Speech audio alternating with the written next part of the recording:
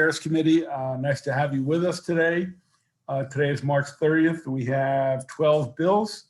As I go over the list, it seems like it's Delegate Washington Day. He wins a prize today with 4 bills on the list. Today we're going to start with Delegate Grammer. Just a couple of quick announcements. The House sponsor will present the bill, followed by the proponents and those with amendments, and then we'll take questions.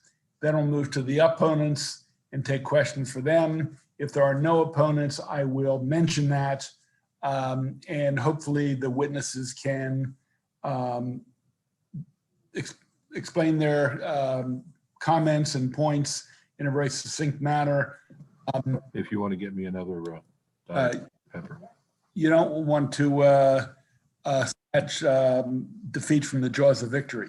With that, the committee also has a voting session afterwards, extensive one at that.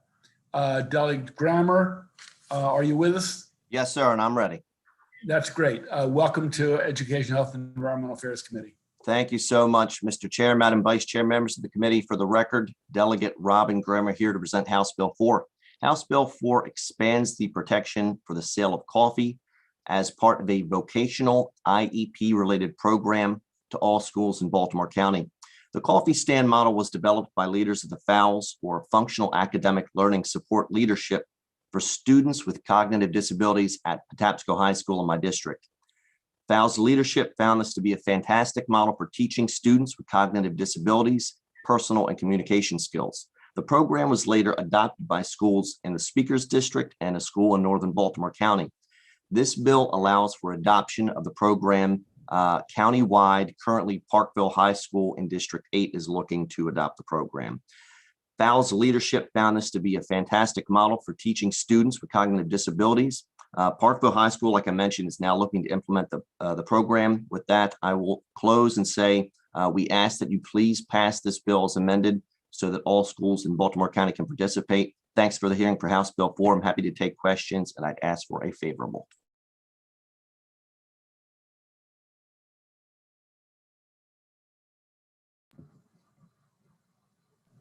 Are there any questions for the sponsor, Senator Riley? Thank you very much.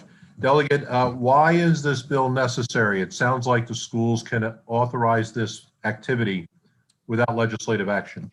So if you remember, the school, this originates from a school in my district who put together the program on their own. And the local news came in, it was actually on evening news. And then the Department of Education saw the news broadcast and said, we don't like that you're selling coffee. And they actually shut the program down. So I've been sponsoring bills since 2015 on this issue, essentially to put a framework together to allow for this program. Initially, it was the handful of schools in my district. Then it was a school in the Speaker's District wanted it, so we had to have another bill. And then a school in Northern Baltimore County wanted it, so we had to have another bill. And we're hoping this is the last iteration so that Parkville High School and all the high schools in Baltimore County can have this program. And it's usually not touched on, but this is actually used in counties across the state. Very good. Mr. Chair, I also want to remind everybody they should go down to Biddy and Bo's Coffee down on the city dock. Great operation. It was highlighted at the White House. A facility that hires mentally and physically challenged people, and they do a wonderful job of serving coffee and pastries and whatnot. Employees with cognitive disabilities. Yeah, thank you, Mr. Chair. Further questions for the sponsor? Delegate, some of the original concern was selling and encouraging coffee to high school students, which can, act as speed, and kids get coffeeed up, and I think a lot of people were willing to soften a stance because students with disabilities were the ones who were benefiting from the interaction and work. But I think the public health question will remain with us as this program continues and or expands. So, I don't know if we're going to be selling Red Bull in schools too. And if we'd allow it, if it was done by the special ed department. So just wanted to share that because I was here when the original bill passed a few years ago. Okay, seeing no further questions, no other witnesses, Delegate Grammer, thank you for joining us. Thank you so much. Hearing on HB 4. We're going to move to Delegate Washington, HB 461. That'll be followed by 522, which will be followed by 1245 and 1322. But again, we'll start with 461. The good delegate will begin. He will be followed by John Willems and David Morris, who are support with amendments, and they will be followed. And I'm sorry, the leading witness will be Tina Dove, then Mr. Willems and Mr. Morris, then followed by opponent Amity Pope and Zakaya Sankara Jabbar. Delegate Washington, tell us about 522. We're doing 522 first or 461? Oh, I'm sorry. Hold on. These were put out of order. Yeah, because 522, I think you have those folks on 522. And I'm sorry, my internet is not great here in the house right now.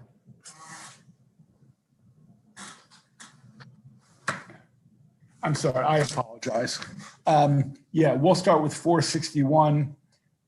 You'll be followed by Jillian Amodia, Claire Mansour, Ben Ballman, then Catherine Albert. So yes, thank you. Please tell us about 461. Thank you, Mr. Chairman and members of the committee, Madam Vice Chair. Great to see everybody again. House Bill, for the record, Delegate Alonzo Washington here to present on House Bill 461, which allows Maryland students to take mental health days as an excuse absence. It's no secret that mental illness remains an enormous problem among our students today, especially specifically dealing with the pandemic and during virtual school.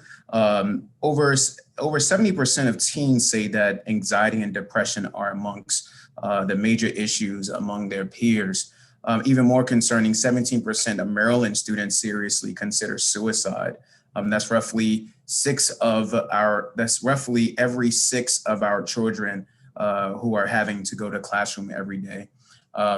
Mental illness, mental health awareness and mental issues are running rampant throughout our communities. And I believe that our students deserve a day or two to be able to decompress from all the stresses of school, life circumstances that come by them. And right now, these days are not allowed under the current law.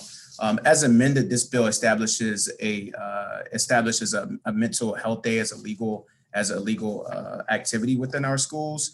It also allows a local board of education to provide an excuse absence due to a student's mental health needs, provided the student has permission from their parent or guardian. Also, a student who is absent due to mental illness or mental health needs, because mental illness and mental health needs are different, must meet with a school mental health specialist within an appropriate period of time as determined by the local board to discuss the student's mental health needs. So if a student wants to take a day off when they come back to the school when appropriate, the school system will then put them in contact with someone who's a mental health professional. With that said, Mr. Chairman, and for all the issues that our students are going through today, I urge a favorable report on this bill and allow our students to have an excuse absence for mental health needs. Thank you. Thank you, Delegate Washington. Let's go to Jillian Amodio. Hello, my name is Jillian Amadio, and I'm a mother of 2 and founder of Moms for Mental Health. I'm in favor of the new bill that would allow for excused absences for mental health needs. One doesn't have to look far to recognize that mental health is of huge concern. If the past year has taught us anything, it's that our mental health and wellness is imperative to meeting our needs as social and emotional beings. While work ethic, determination, and perseverance are characteristics to be taught and valued, so too is it important to teach self-care, compassion, and grace in the face of difficulty. We must be taught to not only recognize, but to honor our limitations. Human beings are not machines. We're intricately designed and delicately designed wonders who deserve to be treated with the utmost care and respect. If we continue to push ourselves and our minds and bodies need a break, if we continue to ignore the warning signs that we are on the edge of burnout, and if we continue to put our expectations of others above our own needs, it is only a matter of time before our minds and bodies suffer the consequences. Our physical health is no more important than our mental health. Both should be tended to, just as we take off with work or school if we are suffering a physical illness. So too should we be encouraged to take a day off as needed to tend to our mental health. It's through encouraging compassion towards oneself that we as a society move towards a place of greater acceptance, greater respect, and greater love for all. We are worth more than the time we spend in a classroom in a cubicle. And if we truly wish to see our youth rise to their full potential, we must do what we can to encourage them to take the time they need to be at their best. One does not move mountains exhausted and defeated. One moves mountains when they have been given the support and reprieve they need to recharge and face life's challenges, revived and refreshed. So thank you, Delegate Washington, for bringing this to our attention. Thank you. Let's go to Claire Mansour.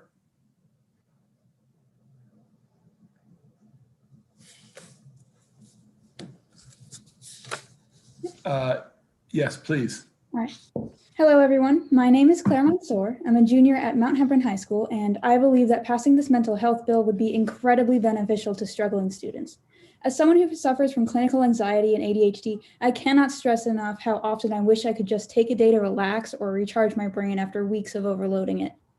High school is an incredibly stressful time for many people. The immense pressure to make life-altering decisions alone would be more than enough to burn out a young mind. Teens also have to try balancing unstable social lives, balancing unstable social lives, an overwhelming workload, non-academic responsibilities, and more. Even for a mentally stable teen, this would be incredibly taxing. For students suffering from mental illness, high schools essentially forces them to tie both hands behind their backs and then expects them to keep up with everyone else. According to the Washington Post, a study from Centers for Disease Control and Prevention showed that the rate of suicide increased by 56% from 2007 to 2017 among people ages 10 to 24. Suicide in recent years has become the second most common cause of death among teens and young adults. It has overtaken homicides, and it is outplaced only by accidents. See the attached article. Despite these statistics, in other states like Oregon, where students work to promote policies similar to HB 461, there was strong opposition to granting mental health days for students, arguing that students would abuse the system.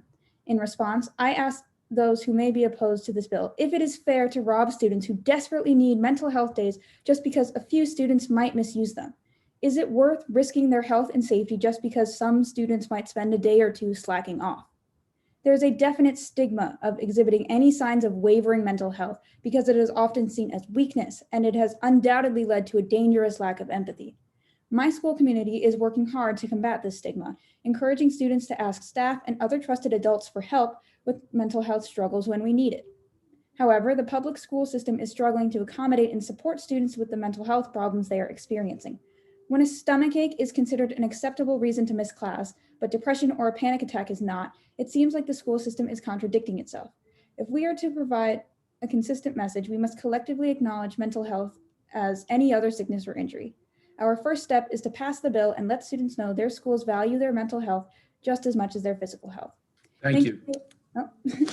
Thank you for listening, and I hope you will support HB 461.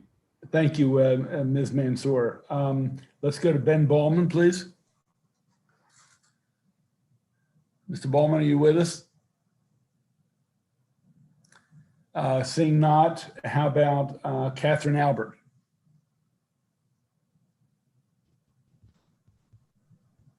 Welcome. Yes, thank you. I was making sure I was unmuted.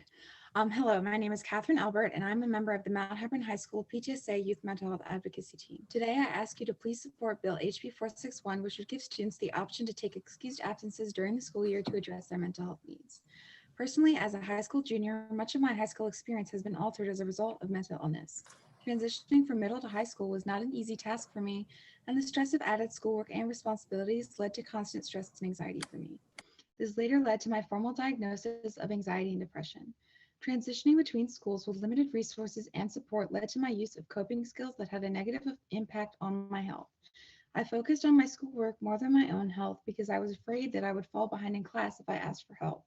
My inability to cope in a positive way created more problems for me that year, and I was eventually unable to attend school. However, I was slowly able to learn how to channel my emotions in a positive way, and I returned to school. Even though I'm doing better now, I'm still dealing with the negative consequences of my mental struggles. Mental health is not something that I can choose not to think about. It affects me every day. I am not cured, and I never fully will be. Looking back, I can attest to the fact that being able to take days off from school would have helped me address my mental problems. Excused absences would have given me better access to needed support and relief during my worst days. I would have been able to focus on something other than constant academic pressure. I wholeheartedly feel that the ability to have excused mental health days for students would not only lift some of the stigma around mental health in schools, but also provide a safe and stressless way for students to get the help and support we need. Mental health affects all students, whether or not we address it, and I believe that HB 461 is a valuable step in the right direction toward improving our students' mental health care. In conclusion, I hope that you will vote for a favorable report on HB 461. Thank you.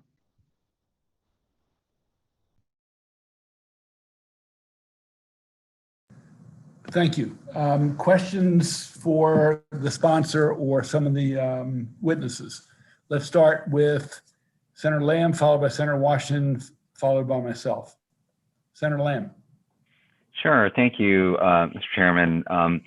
So I appreciate the sponsor for bringing this bill forward. This is obviously an important issue, and completely agree with the intent of what we're trying to do here, which is to allow students that need these types of absences to be able to use them. I guess what I'm trying to understand is kind of the thought process behind how we got to this policy specifically, because I'm concerned that it does treat mental health conditions different than somatic being like physical health conditions. And I'm just wanting to understand if this is creating two parallel processes here for this. So for example, the bill requires that a child be evaluated when the student returns to a school. This is not part of any standard like physical ailment or somatic sick day process, but it would be required under this provision. Does that risk creating some stigmatization for these types of mental health conditions? First, Senator Lamb, thank you for the question, and thank you for your compliments on the bill. You know, the intent of this bill is to equal our mental health with our physical health, and for far too long, our school system has not equated the two. One is outweighed the other, physical health being the one that's outweighed more than mental health. I understand that we are under your assumption that we're treating mental health differently than we do physical health because we don't have students come in and actually review them before they come back to the school. But I think as we're trying to elevate the conversation around mental health needs and mental health for students and students having suicidal thoughts, I think it's important that students have a place where they can come and check in and release, because many times students don't know where to go or who to talk to. And mental health is different from our physical health. Most students don't have, doctors, physical doctors in school, whereas we are investing through Blueprint and other measures, more behavioral health specialists in our schools, where they can be, accessible to our students too. Yeah, and I think we're trying to achieve the same goal, which is parity and equivalence when it comes to mental and somatic or physical conditions, right? But I guess, do you feel that this bill, as it's written, could actually create a separate treatment for mental health and emotional health needs and illnesses, rather than creating kind of parity, which is, I think, what we're all trying to drive at with physical illnesses? Wouldn't you say that one could outweigh the other? And when you talk about mental health, I'm not a doctor here. You obviously are. But I defer to you and the committee members to think about that a little bit more. But I urge this because I think that, again, a lot of students don't know who to talk to or where to check in. So we thought of this as an ability to make sure we check in with students. And I think one of the other speakers actually spoke to this, which was we don't want to take students to take advantage of this opportunity to take another sick day, but we want them to be able to check in with someone and talk to them too. So I think that this was a great amendment that was added by the House and the committee to make sure that there's someone that can check in with them. I think that's really important. Yeah. So last question then is, I think 2 other states have done this, right? And I think it was like Oregon and Utah that have moved in this direction. But they've also, I think, created a more simplified structure to getting to this point, which I think, you and I are in agreement that this is a good thing. And I think we want to get there. I think they simply deferred to say that mental health illnesses just need parity with somatic illnesses when it comes to absences in schools, right? So is that a way of approaching the problem that's maybe a little bit less prescriptive? And just wanted to hear your thoughts about that. Yeah, I mean, look, we modeled our legislation off those 2 states and looked at those 2 states. Initially, we had pieces in there that really was modeled after them, where we gave 1 mental health day per quarter. We took that out and made it totally different. We could get to a point where we are too prescriptive. We did outline different places where the student can go and who can receive those mental health needs.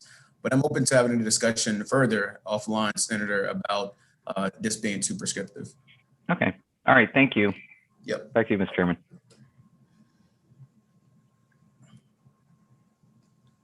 Senator Washington, please. Thank you. Thank you, Chairman. And thank you, Delegate Washington, for bringing this bill.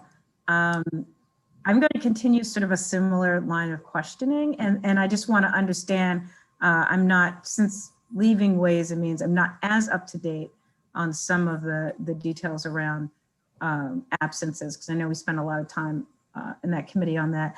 So the provision of the bill that says a county board may not require a note from a physician to excuse an absence under this section. Right now, if a student has a somatic medical absence, do we require a physician's note? I mean, usually you require a doctor's note. Is that the current standard, and why wouldn't we? Well, because we do require there to be a doctor's note under the current law for if you're physically sick. Right. We also require it if you have a mental illness. But we are saying that because a mental health day is different, is different from mental illness. We're requiring that the parent write a letter to dismiss the student to the parent, to the school system. So the check is that a student who's a minor and absent has to get permission from the parent. Is that before the absence or as an excuse? Before they come back to school. I think once it happens, you have to come back to school. When you come back to school, you have to have the letter saying that I'm excused. My parent wrote a letter for my mental health day. And let me just add that provision there, and this happens a lot in the Black community where we don't talk about mental health needs and mental health at all, a lot of times. And right. So that forges that conversation to happen between the parent and the student in many different cultures. And so that's also the intent here, to have that conversation. Right. Delegate Washington, I'm slightly familiar with the discussion. Both of my parents were Black. So there's the minor, but this is really about the drafting of it. So similar to Senator Lamb, it's not about the mission of it. It's just the drafting. And before I critiqued, I just wanted to understand, in the second provision, through lines 13 through 15 on the second page, I can't tell if they're obtaining permission from a parent. That means I read that as saying before taking the day, they have to get permission, like a permission slip before you go on a trip, versus a explanation that I'm aware that my child took a mental health day. So which of the two were you?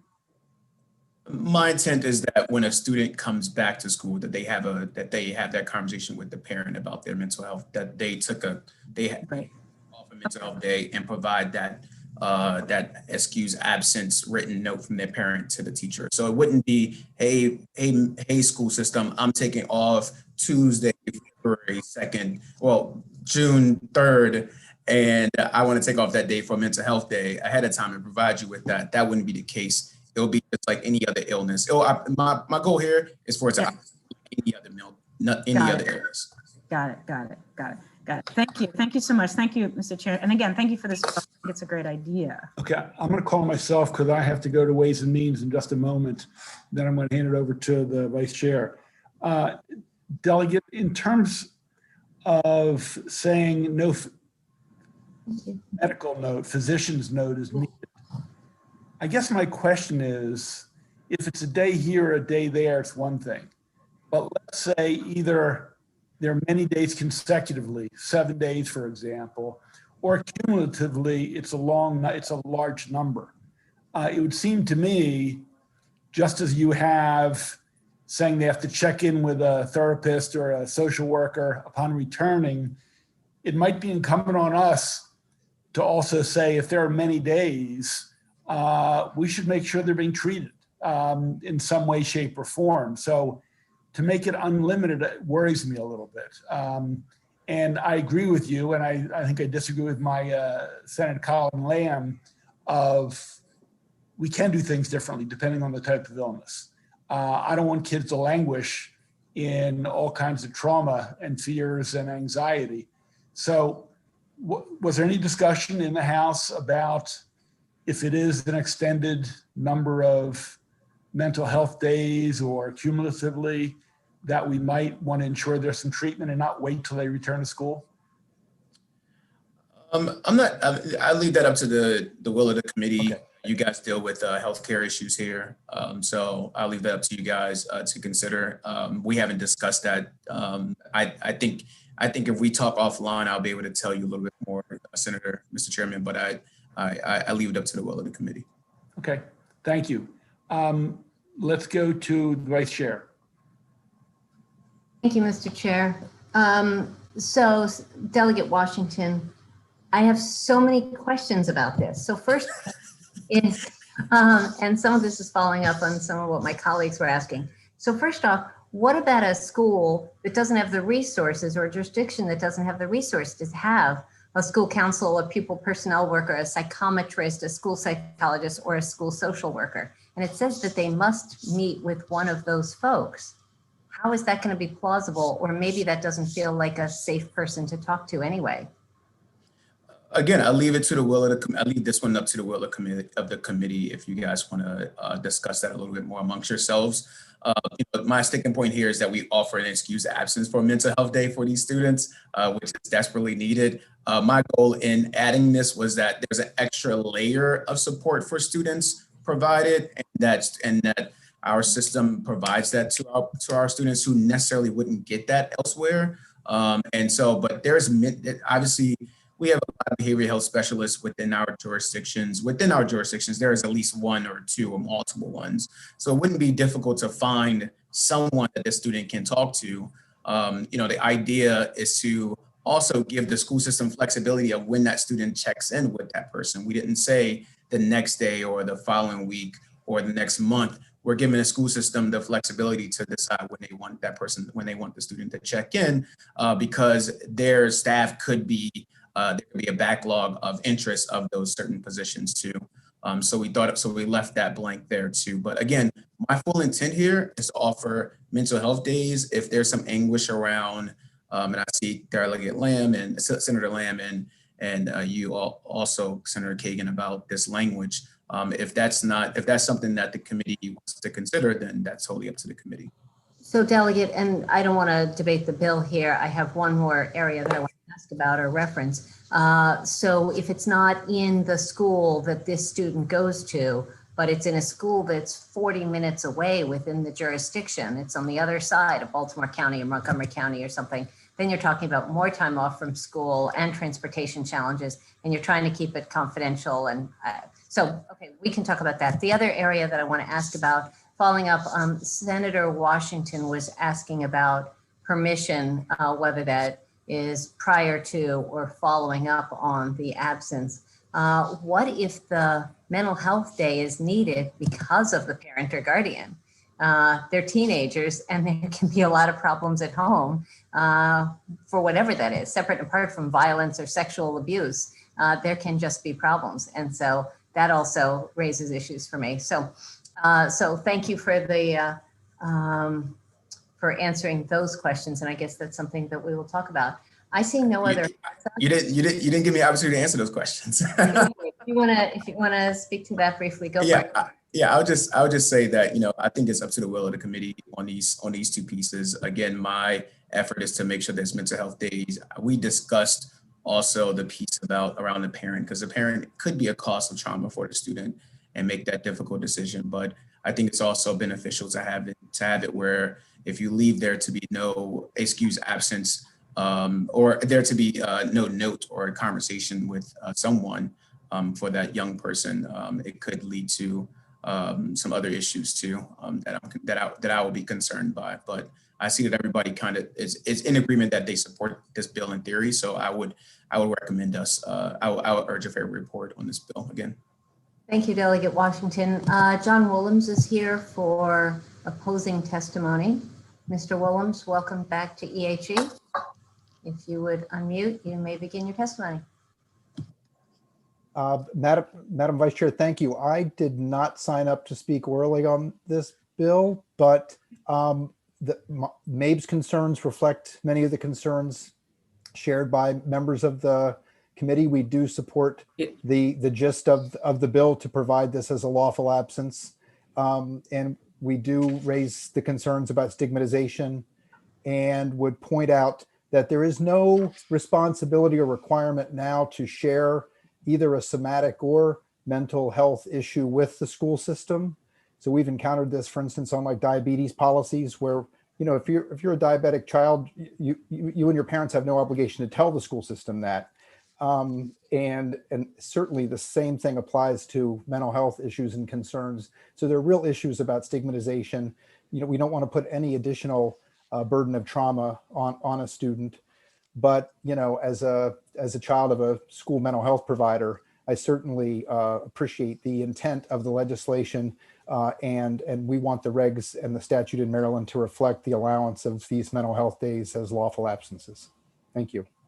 Thank you so much, Mr. Willems. So, Senator Kagan, it's no one else testifying on that bill. Yes, thank you very much, Lamoria. So that completes the hearing on House Bill 461. And we will go now, as we continue with Delegate Washington Day, we will go to House Bill 522. The good delegate will kick us off, followed by Tina Dove with MSEA and John Willems, favorable amendments, and David Morris. So Delegate Washington, you may begin. Man, we should have a Delegate Washington Day in Prince George's somewhere. I love it. Washington Day every day in EHE, just to be clear. I heard that. Thank you, Senator Kagan, Madam Chair, and members of the committee. For the record, Delegate Alonzo Washington here to present on House Bill 522, which prohibits a school administrator or school safety coordinator from directing a school resource officer or school security employee to enforce a school of conduct unless there is a threat of serious bodily injury that cannot be addressed through other interventions and supports. As amended, this bill clarifies roles of administrators and SROs. And additionally, it provides more training on restorative practices for SROs and school security personnel. It creates a school behavioral health and safety plan, which I have an amendment to fully define in statute for everyone. It also provides a comprehensive approach to the assignment of SROs to be done by the school system in conjunction with the police department. The reassigning of SROs who are under investigation for excessive use of force. So when a police officer is under investigation by its own department for excessive use of force, they should be temporarily removed from the school to be reassigned until that investigation comes back that excessive use of force was no longer used. I believe that's a reasonable statute here or proposal here. There's more, we actually create more opportunities for these grant opportunities under this bill. Before it was used solely for SROs. What we're doing in this bill is it requiring an opportunity for the school system to decide if they want to use it for behavioral health supports for students, or if they want to use it to fund SROs or security personnel. The school system decides under this amended bill. It also adds additional data collection on incidents, and it also adds a piece in here about the school to prison pipeline, where it requires MLDS to, it funds MLDS to conduct a study on the school to prison pipeline. And so with that said, that's what the bill does. But let me just say that I've been working on this issue, Madam Chair, for some time now, of SRO and school to prison pipeline and removing police from our schools. I've been a leader in this effort for multiple years. You all have seen me in front of this committee talking about the school to prison pipeline and how we can finally eliminate it. We have bills that are going to be before you that speak to that too. I was the chair of the police reform work group in Prince George's County, where we actually made significant changes on how we implement SROs in our schools. And this bill is a combination of all of that, of people getting together, working together, and saying, here are some changes that can be made to improve the SRO relationship with our students and school security personnel in our schools, and be able to offer behavioral health supports for our students too. Behavioral health supports are significantly needed. And right now there's no plan in our school system, no plan for these individual schools to make sure that our students are safe, one, and make sure, and most importantly, make sure they have the behavioral health supports that they need, so they aren't suspended and suspended again and keep on being suspended. We need more restorative practices and more restorative approaches, and this bill aims to do that. And so I encourage you to take a deep look at this bill, which I know you've seen so many people come in and talk about this. To you particularly, and it's been in the news a lot lately through our police reform efforts. And so I urge a favorable report on this bill, because it is a good, solid bill that's going to make some significant changes in our school system for our students. Thank you, Madam Chair. Thank you, Delegate Washington. We try to translate acronyms on our committee. Do you want to just say MLDS before I pass on? Sure, Maryland Longitudinal Data System, and SROs are school resource officers. Thank you, Delegate. We appreciate you. You got it. Your lead proponent is the wonderful Tina Dove, Maryland State Education Association. Ms. Dove, welcome back to EHE. You may begin your testimony. You have up to 5 minutes. Madam Vice Chair, if you keep flattering me, I will keep coming back to EHE. Thank you so much for having me. Good afternoon, members of the committee. My name is Tina Dove. I'm with the Maryland State Education Association, and we are in support of House Bill 522. The issue around school safety and school security is one that is front of mind for the members of MSCA. It's an issue that we confront every single day in our classrooms, and it is not an easy issue to tackle. There are a myriad different considerations about how this works. What are the antecedents to issues where an SRO or school security employee are called to act? What happens afterwards, and what ultimately is the final result as it relates to our children. This is a topic that we are actively within our ranks discussing and having some really challenging conversations about the things that we can and should be doing as educators to address this. And one of the things that we have discussed is that there needs to be some clarity around the role and responsibility of our SROs and our school security employees. There's a lot of misinformation, misunderstanding from one district to another, from one school building to another, from one educator to another. So we support this bill because we think that it puts some clear guidelines around what the role is and what it isn't. Before testifying on this bill, I spoke with the bill sponsor and shared with him some amendments that we thought would be helpful, that we think would strengthen the overall nature of the bill. And I wanted to share those with you all as well. One of those suggestions is to increase the overall amount of the training. As of right now, the training is about a 40-hour training module, and it covers a wide berth of different topics. for some of the things that are particular to our students that are really super important in terms of restorative approaches, implicit bias, et cetera, the 40 hours only allows for a very shallow overview of those topic areas. We believe by doubling that training time to 80 hours that we could dive deeper into the topic areas, and the legislation specifically calls out restorative approaches, and that's one of the things that we need a greater training on for our SROs and our school security employees. So we believe that if we increase that training, that'll be helpful. We also think that those who have gone through this initial round of training are required to go back and pick up anything that is added new. Every 3 years, the curriculum is updated per the law. And so there could be new modules that are added that the first wave of school security folks did not get, that the next wave might. So we want to make sure that that gap is closed up. And so if you miss something, that you are required to go back and get that training. We also believe that anyone who is a new hire to be an SRO should be required to undergo the SRO training before they assume their position as an SRO. So again, they're clear about what their responsibilities are in that role, SRO or school security. And finally, we believe that ongoing professional development should be required. It's required of us as educators that we keep our skill set sharp and that we are constantly learning new and better and different ways to do our jobs. We believe the same should be the case with our SROs and our school security employees. For our SROs, because they are police officers, they are required to have annual PD. I believe it's 21 hours annually. We believe that of that 21 hours, at least a majority of that time should be focused on the topic areas that relate to their job as SROs. And because that's already mandated, that training is already mandated, we think that this should be sort of an easy fix. For our school security employees who are not officially law enforcement, I don't believe that there is a mandate for ongoing PD. We think that there should be, so that all of our folks that are acting in a security capacity are, again, being trained and kept up to date on what they need to know.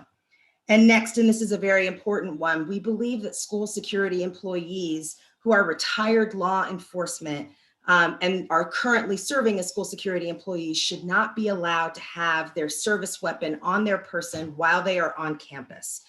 State law now allows retired law enforcement agents to have a service weapon. Nothing here trying to change that, just saying that if weapons are not allowed on campus, then our school security personnel that are retired law enforcement should not be allowed to carry that service weapon onto campus. And I don't believe that is mandated now in statute, and it should be. So ultimately the stakes for all of this are very high. I know that almost everyone here, I'm sure, saw the news article that just came out this weekend about a 5-year-old baby in Montgomery County that had a very unfortunate interaction with a police officer, 2 police officers. They were not school resource officers, they were regular law enforcement. I am scarred by looking at that. I am scarred, and I'm just shy of 50. I can't imagine what that 5-year-old baby who is now 6 is going through. This is important, and we need to make sure that we are keeping our kids safe, keeping our educators safe, keeping our school community safe, and to the degree that we can make sure we are clear about roles, responsibilities, and that we are all being made to be up to date on the best practices necessary for healthy, safe, and supportive teaching and learning environments, we should be doing so. So with that, we ask for a favorable report on HB 522. Thank you. Okay, Thank you, let's go to Mr. Willems. You're with us? Yes, Mr. Chairman. John Willems, representing the Maryland Association of Boards of Education, testifying in support of House Bill 522 with minor amendments. We supported this bill as introduced as a reintroduction from last year. We strongly support clarification in the law that SROs are not engaged in the routine disciplining of students, that should be the job of school administrators and professional educators and the like, and not sworn law enforcement. We similarly support the clarification about administrators not directing SROs to engage as the kind of uber school disciplinarian, because we know, as Delegate Washington has pointed out, that leads to arrest. And so we don't want the school to prison pipeline to include the transition from minor offenses that we are not to be engaging in exclusionary discipline for anyway, resulting in arrest with all of the negative repercussions of that action. In my testimony, I identified one specific amendment related to not forcing school systems to choose either or supporting behavioral health or school resource officers with their grant funding, but we think a blended holistic approach in the use of that money is consistent with the blended and holistic approach of training not only the SROs as they currently are, and we support expanding that training, but also mandating training of school administrators. And so we certainly support that. I've not seen in writing the amendments described by Ms. Dove, but they seem consistent with enhancing the role of training. We would just stress that as much of this training needs to be the cross-current training of administrators and SROs, and would even encourage the consideration of joint training so that everyone's on the same page with regard to the roles and responsibilities of their respective professions in the school setting. We also support certainly the concept of the behavioral health and safety plan developed on a school basis. We would certainly want that to be aligned with local board policy, and the amendments reflect that, I believe. And so for those reasons, we urge a favorable report with the consideration of the amendment identified in my testimony. Thank you. Thank you, Mr. Willems. Chief Morris, welcome to EHE. Hi, good afternoon, Mr. Chairman. It's always good to see you. Thank you for what you do for the town of Riverdale Park. And it's equally good to see Delegate Washington. And there's always a Delegate Washington Day and Senator Pinsky Day in the town of Riverdale Park. So come down and see us when you have an opportunity. It's good to be in front of the committee. For the record, Chief Morris, I'm representing the Maryland Chiefs and Sheriffs Association. We support this bill with amendments, with an amendment. We certainly appreciate all the hard work that Delegate Washington and his committee has put into this bill and the work of the House. The area that we have concern with deals with the provision that when an officer, a school resource officer, is under investigation for excessive force, that they have to be immediately reassigned. And what we're offering in this case is the consideration, because words and semantics matter, is that to give at least an opportunity for the agency to conduct a preliminary investigation to determine the veracity of the complaint as it relates to the use of excessive force. Mindful that our school resource officers, while the school resource officer's assignment may be that primary assignment in a school, it's not their only assignment. So school resource officers are also assigned overtime assignments, additional responsibilities. In Prince George's County, for example, they may be assigned to work a stadium assignment at FedEx Field, et cetera. So the incident involving the allegation of excessive force may not occur on the school property. And from a practical application perspective, the officers are not immediately notified that they're under investigation, and that's done in order to preserve the integrity of the investigation and as the investigation follows suit, the investigator obviously wants to have a better understanding of what's occurred. And when that officer is subsequently interrogated as a respondent officer, then the answers to the questions are already known. So our concern is that it may prematurely remove someone from a school and compromise the subsequent investigation. So we're just asking for an amendment that allows for the preliminary investigation to occur before immediately removing the officer and potentially compromising the investigation. With that, we appreciate all the hard work and would recommend a favorable report with an amendment. Thank you, Chief. Thank you for your work as well. We're going to take questions. Let me start off with a quick one. Delegate Washington, the one area that I read the bill and I'm still trying to figure it out, and I know when an SRO intervenes, sometimes it's a gray area, sometimes it's not. And I see the language on page 6 about unless serious bodily injury, imminent threat of serious harm. and obviously try to use other means to avoid those kind of conflicts. One of my questions is, if there's a fight or a brawl going on in the hallway, and it's not a matter of the SRO enforcing discipline on a regular basis, but he or she comes across, what happens occasionally in a school where you've got 2 or 4 kids, or who knows how many, having a minor battle, which they should have solved with words and not with fists. What is your sense from this bill of whether that falls in or out of the purview of SRO? I mean, I guess it depends on, a lot of our police officers. First off, thank you, Senator, thank you, Mr. Chairman, for the question. I would think that it would fall under this. If it's serious bodily injury or a certain other student, they can't intervene.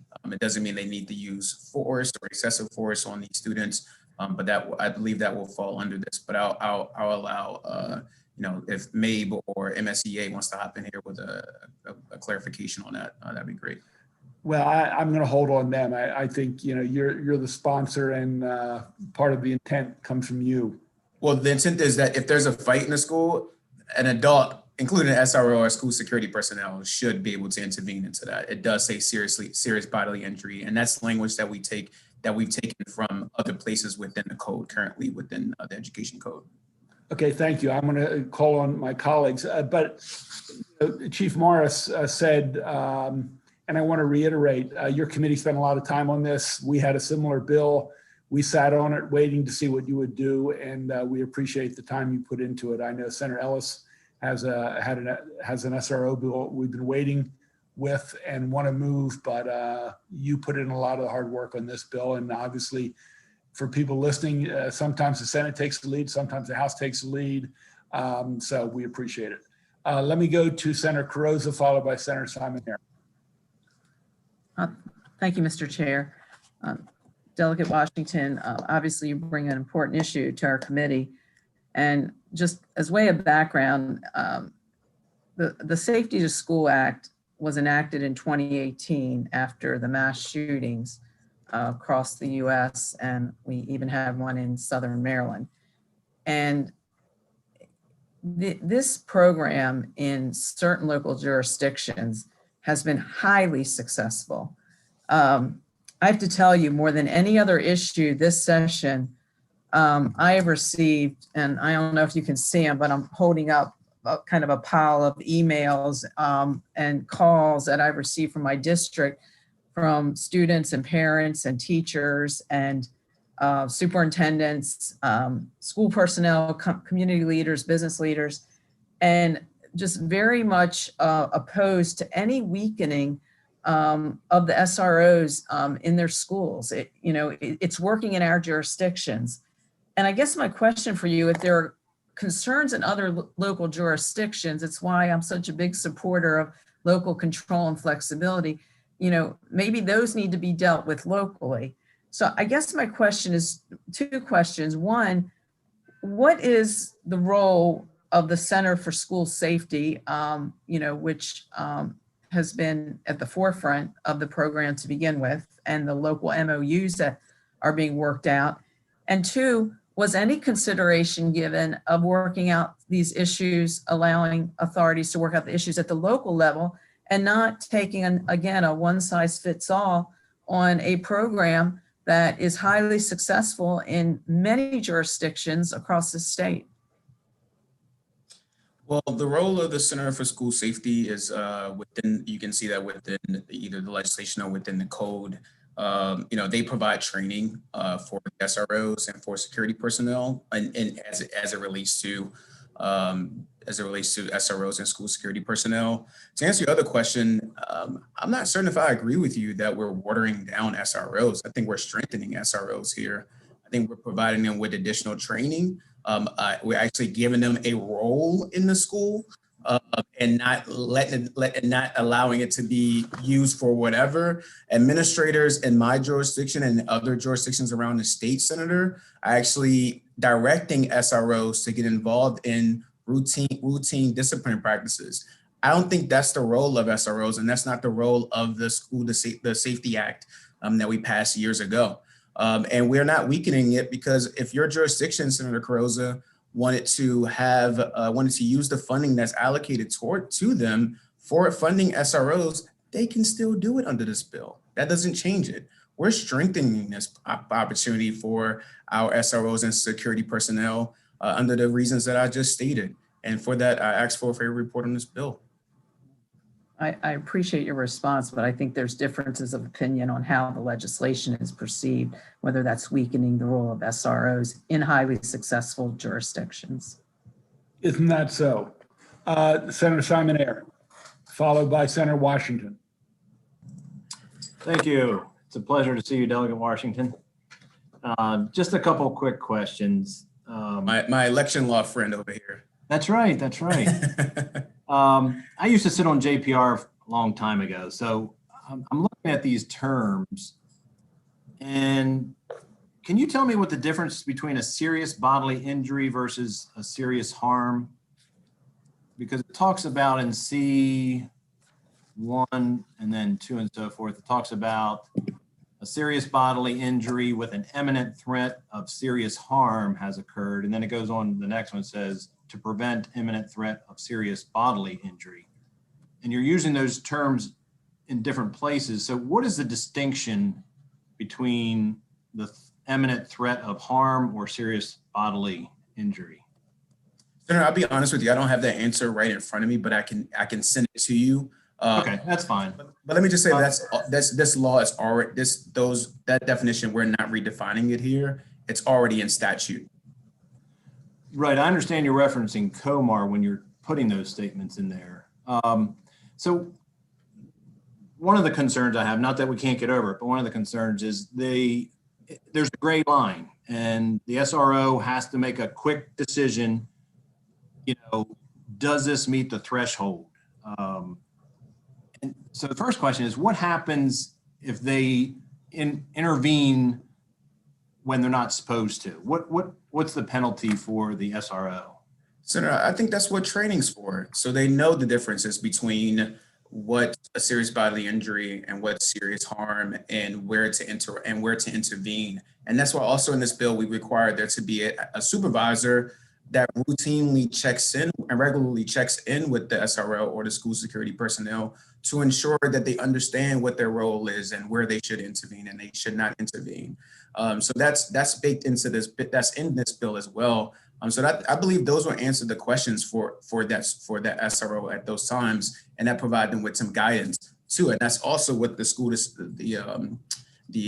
Center for School Safety provides that training. And I think Ms. Dove from MSEA also mentioned some in-service training for officers too, so that they routinely understand what their roles are and what the trainings are. And because those are significantly important. So I believe through training, we can get to your answer.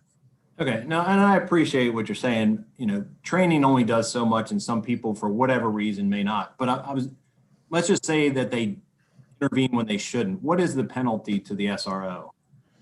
Any other penalty if they break the law, or if they do not abide by the policies within their police department. So I presume that they'll be reprimanded here.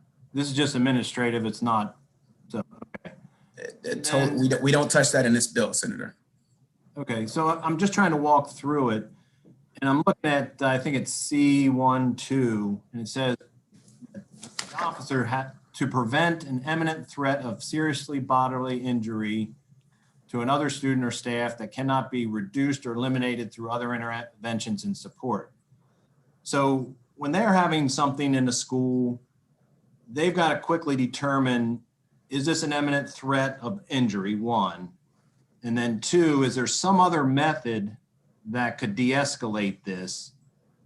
And if they fail on either of those, they have the administrative penalty, or whatever the penalty is.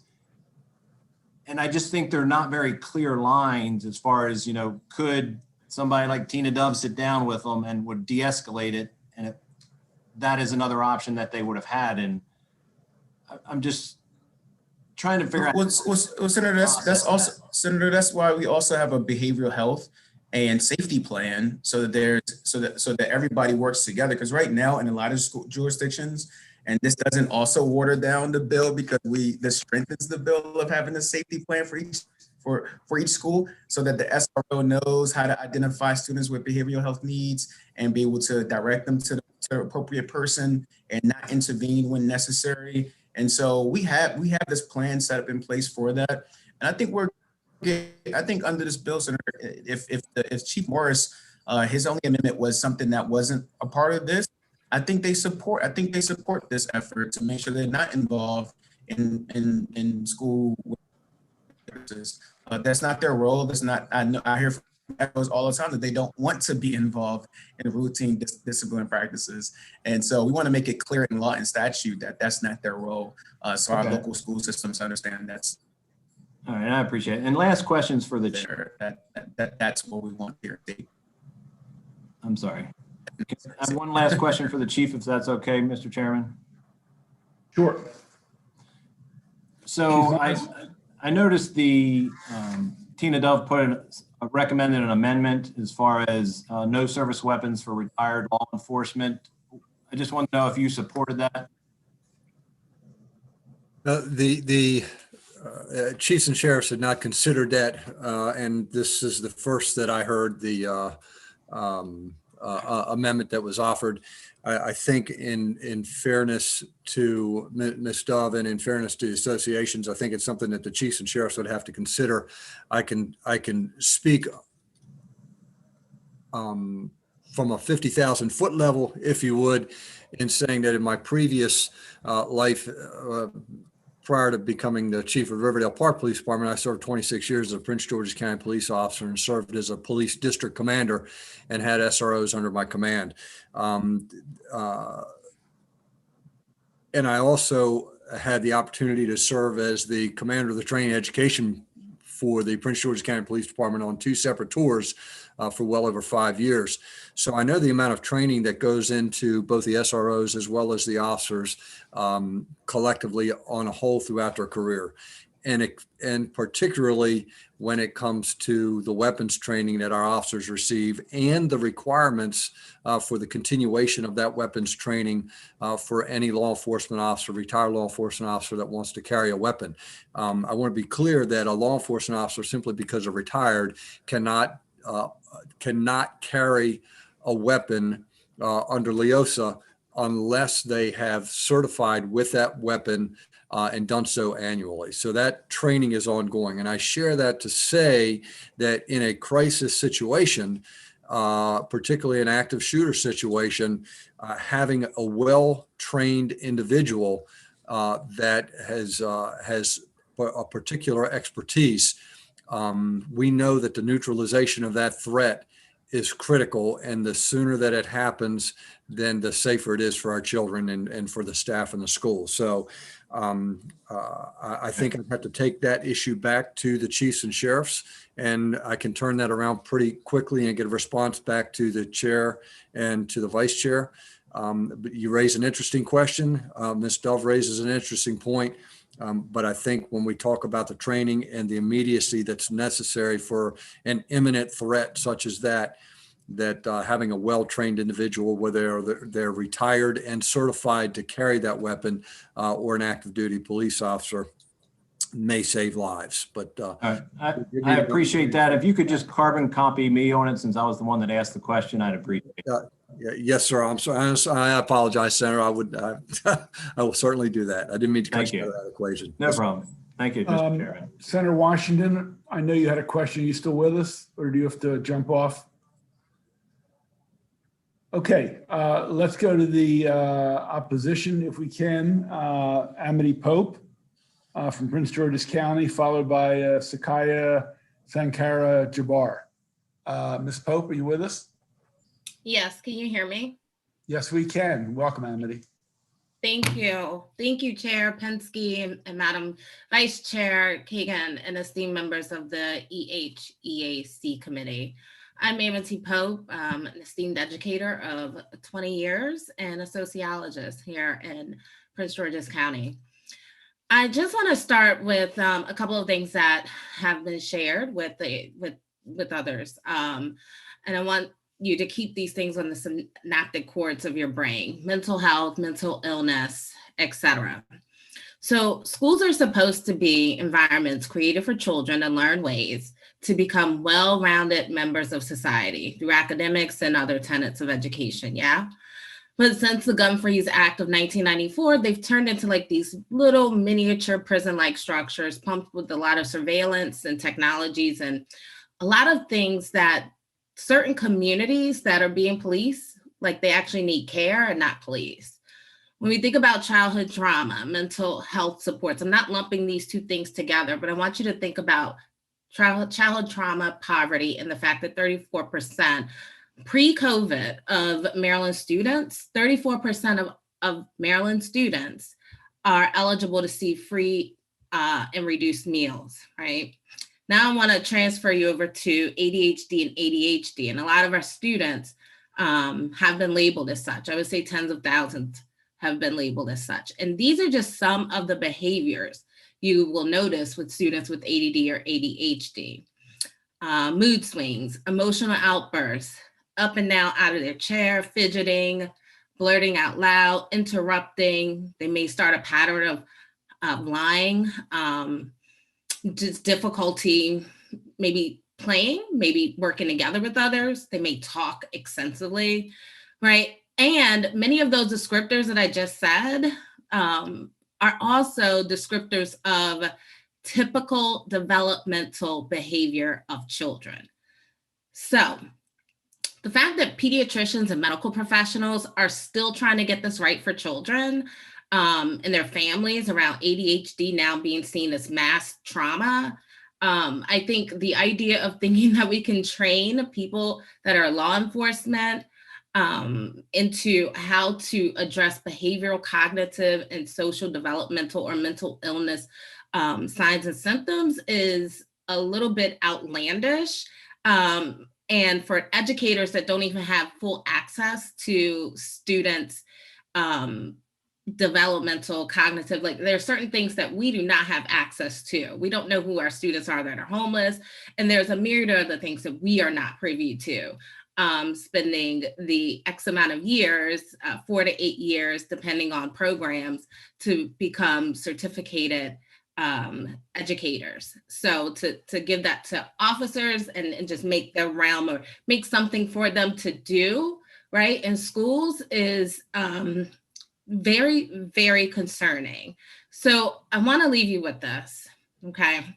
You've heard a lot from different advocates about mental health and all of that. And the things in this bill, House Bill 522, it sounds interesting, sounds kind of good, or maybe, you know, but it is not just that easy.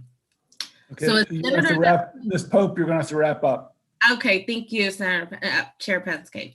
A senator that votes for House Bill 522 is a senator that wants children with developmental disabilities to never learn how to self-regulate in a self-environment and be punished for having that disability.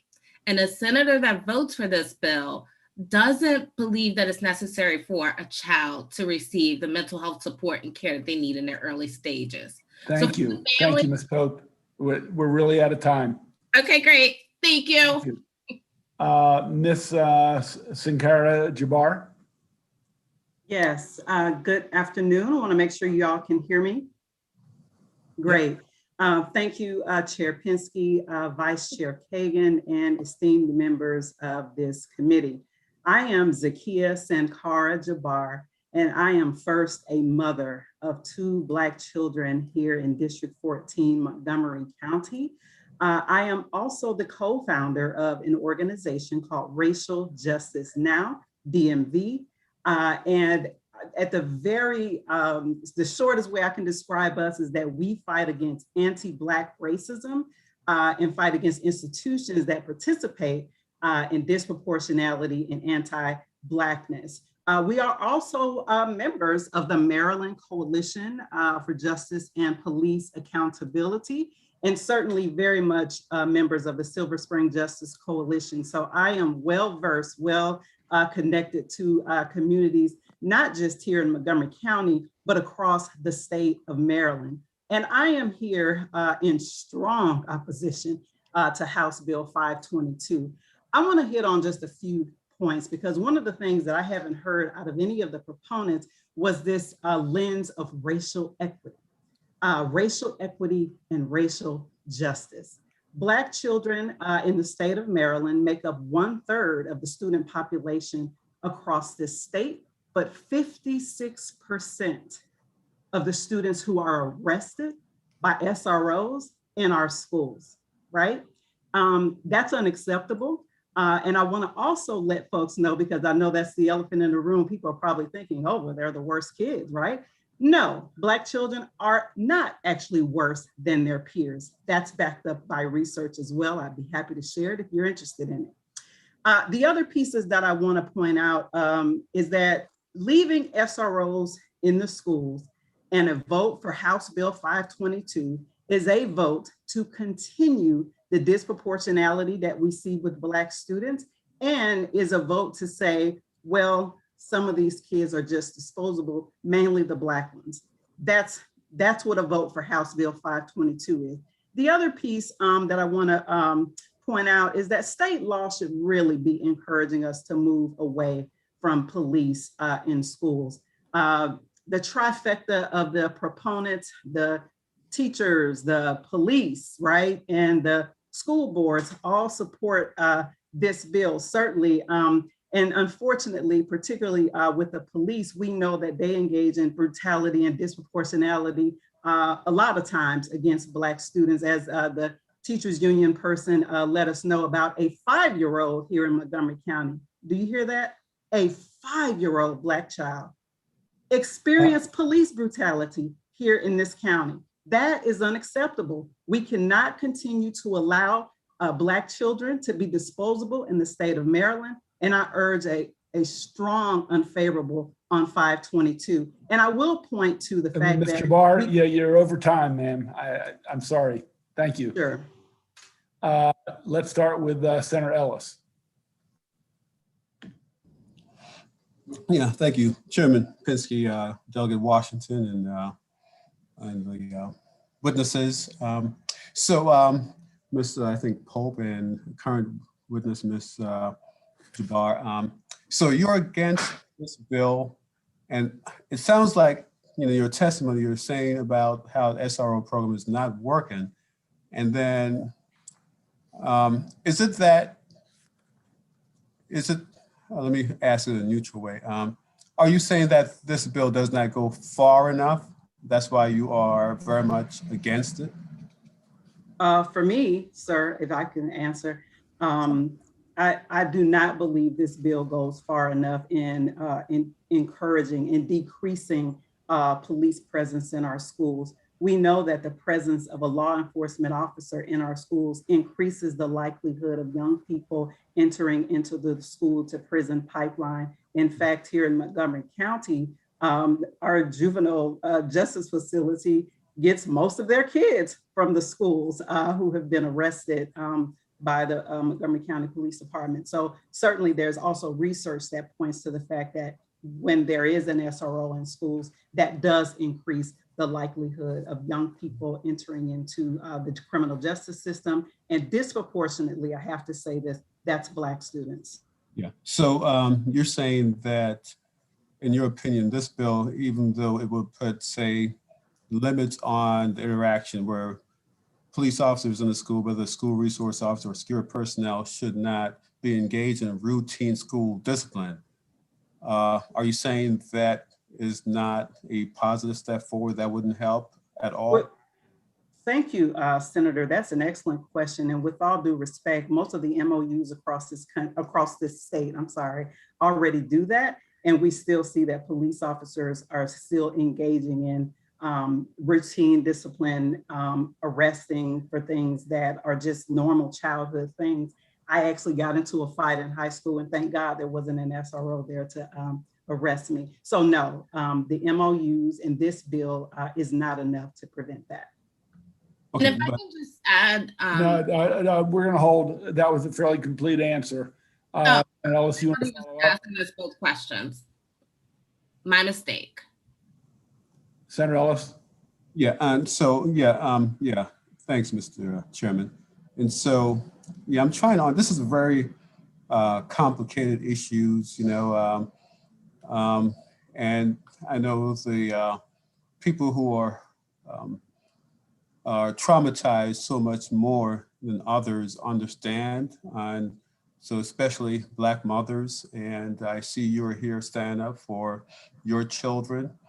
As an African-American father, I do the same for my children.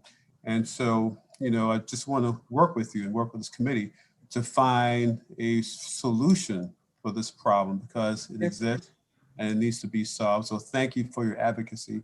Thank you for your hard work, and thank you for all you do stand up for your children. I really appreciate that, Senator. Thank you. I would Thank say you. the answer to the answer. Very, sir, very really briefly, quickly. ma'am. Yes, We have please, if 10 I more can be bills. allowed to respond. The answer would have been House Bill 1089 from the good delegate from Montgomery County, Gabriel Acevedo, Police Free Schools Act. Thank you. Okay, seeing no further questions, that completes the hearing on that bill, HB 522. We're now going to move on to HB 1245. Again, Delegate Washington, he will be followed by Joe Fisher, First Generation College Bound, and then Jacob Weinfeld. And as I look at the testimony, no one has signed up orally or written in opposition. Delegate Washington, you have the floor again. Thank you, Mr. Chairman and members of the committee, Madam Vice Chair. Thank you for a robust discussion today. For the record, Delegate Alonzo Washington here to present on House Bill 1245, which permanently extends the Next Generation Scholars Program with a $2.5 million appropriation and expands the opportunity for more students to receive assistance in obtaining a higher education here in the state of Maryland. This bill was brought to us by the chair of the Appropriations Committee in 2016, and we developed this program, and it was funded over a certain amount of years. We're asking for an extension of this program because it's been working out so well to send young kids, young students to college and to post-secondary education. And it's extremely important to support these organizations that have done this for multiple years. And they do it from, from 7th grade up to 12th grade. And so this program has helped significantly in making sure we have a pipeline of students going into college and graduating or having a post-secondary degree in other cases too, and even a certification in which these organizations have supported. As amended, as the bill came back over, the bill sets a minimum qualification for participating in this program, eligibility for free and reduced meals, or they attend a school that participates in the U.S. Department of Agriculture community eligibility provision, and the student is identified by direct certification, so that they're early identified and able to go into the program. And I know that some of the advocates have amendments to the bill that I completely support and would like for this committee to move. With that said, this bill helps a lot of young students get into college at an early age and puts them on a pipeline to really be successful in college who otherwise wouldn't have been introduced to the college opportunity. With that said, thank you, Mr. Chairman, and I urge a favorable report. Thank you, Delegate. First up is Mr. Fisher. Welcome back, Joe. Hello, everyone. Glad to be back. Thank you, Mr. Chairman and Vice Chair Keegan. Glad to see you, and Obie Patterson from Prince George's County as well, who knows our program well. And I'll tell you, as I speak today, I think about Arthur Ellis, who called me in a couple of weeks ago in terms of the why this program is needed. This is an historic day, not because I think about my mother, 6th grade, who had hopes and dreams of her kids just graduating high school, and my dad, 10th grade. And also a historic day for Delegate Alonzo Washington, mother, 8th grade. And 8th grade stopped, and here it is, her son, a state delegate today. We represent the hopes and dreams of the students that this program is all about. This will be an historic moment if this bill is passed, because it will be a budget in the pipeline. It will be an item in the state budget to support this ongoing need. So I just want to mention that First Generation College Bound, on the behalf of Next Generation Scholars grantees, with support from the Maryland Alliance of College Affordability and Equity, we strongly support continuation of this funding. of creating this line item in the general budget, operating budget. And, you know, as Alonzo said, it was cut from 5 million to 2.5. We have 10 programs. This is throughout the state, not just in Prince George's County.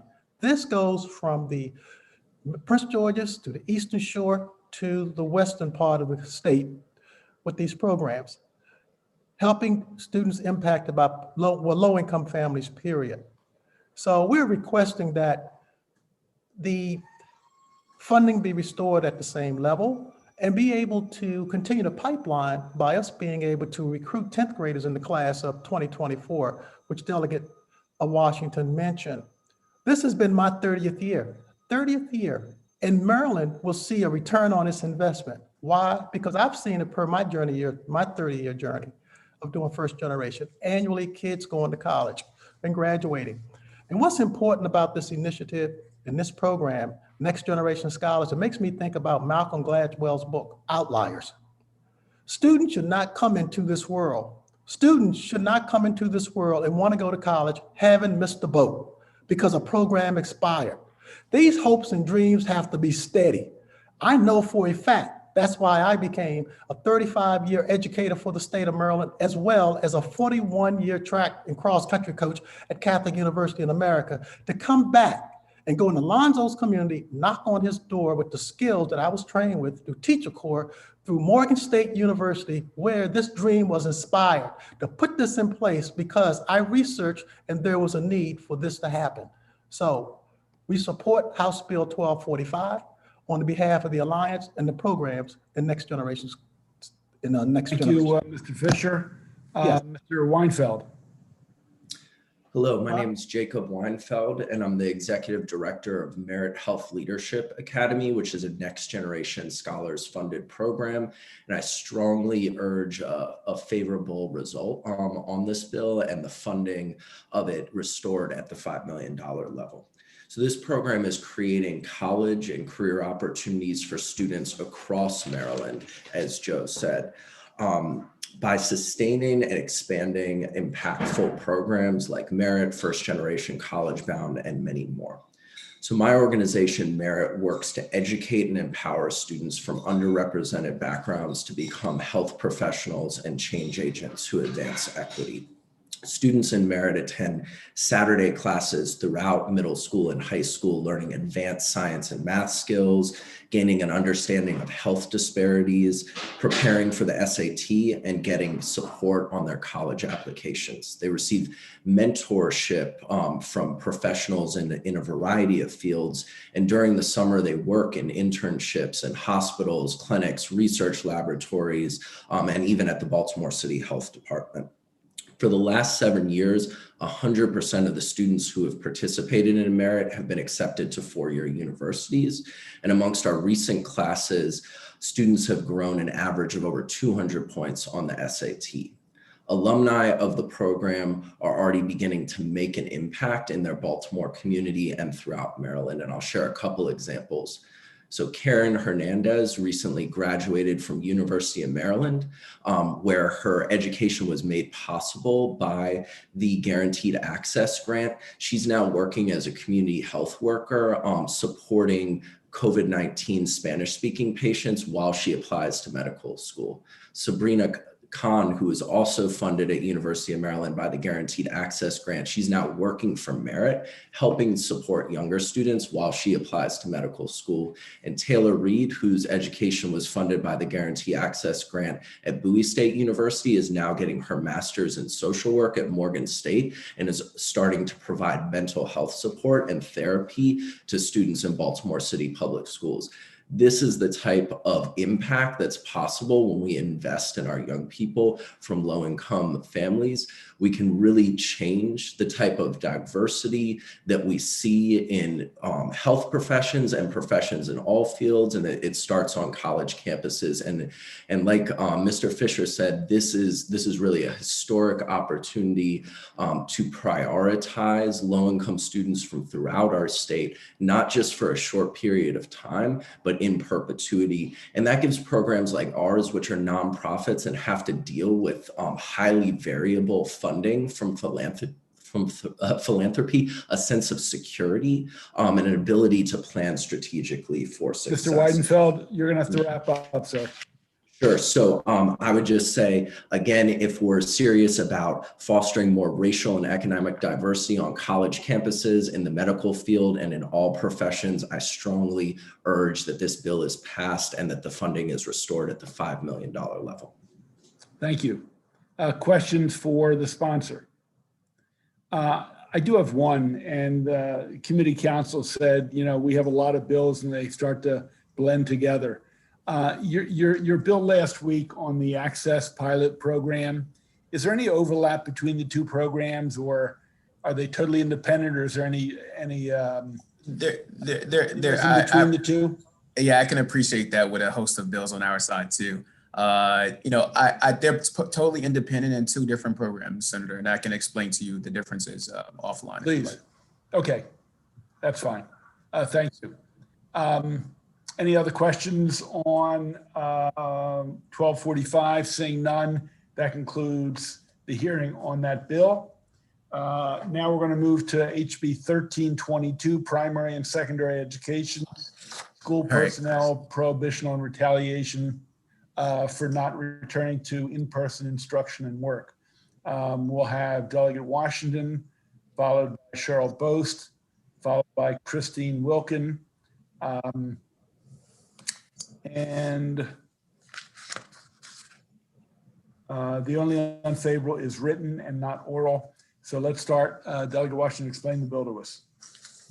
Thanks. I will explain the bill, Senator, and I'll be quick with this and allow my panelists to be able to speak to the bill a little bit more and their experiences. But I want to just thank you all for listening to my fourth great bill of today. That's a joke. Delegate Alonzo Washington here to present Bill 1322. This emergency bill prohibits during the next school year or when the state of emergency or after the state of emergency specified individuals from disciplining, suspending, terminating, or retaliating against school personnel for choosing not to return to school for the school building for in-person instruction if the individual is one, at least 65 years old, has specified underlying health conditions, or lives in a household or is the caretaker of such an individual, or is allowed to instruct or work remotely. And three, has not received a full course of the U.S. Food and Drug Administration's approved COVID-19 vaccine.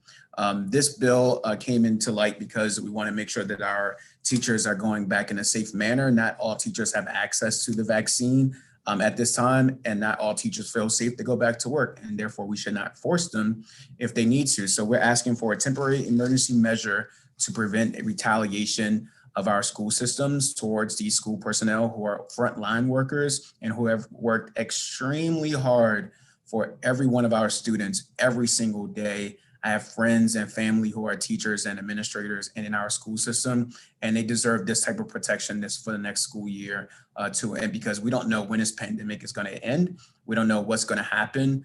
We could be possibly reaching a fourth phase of this in this pandemic too. And so I just ask that you really keep in mind these frontline workers who are educating our students every single day, working day in and day out. And I know you know it more than anybody else that working through Zoom and working through videos, you're working even harder than you have worked before.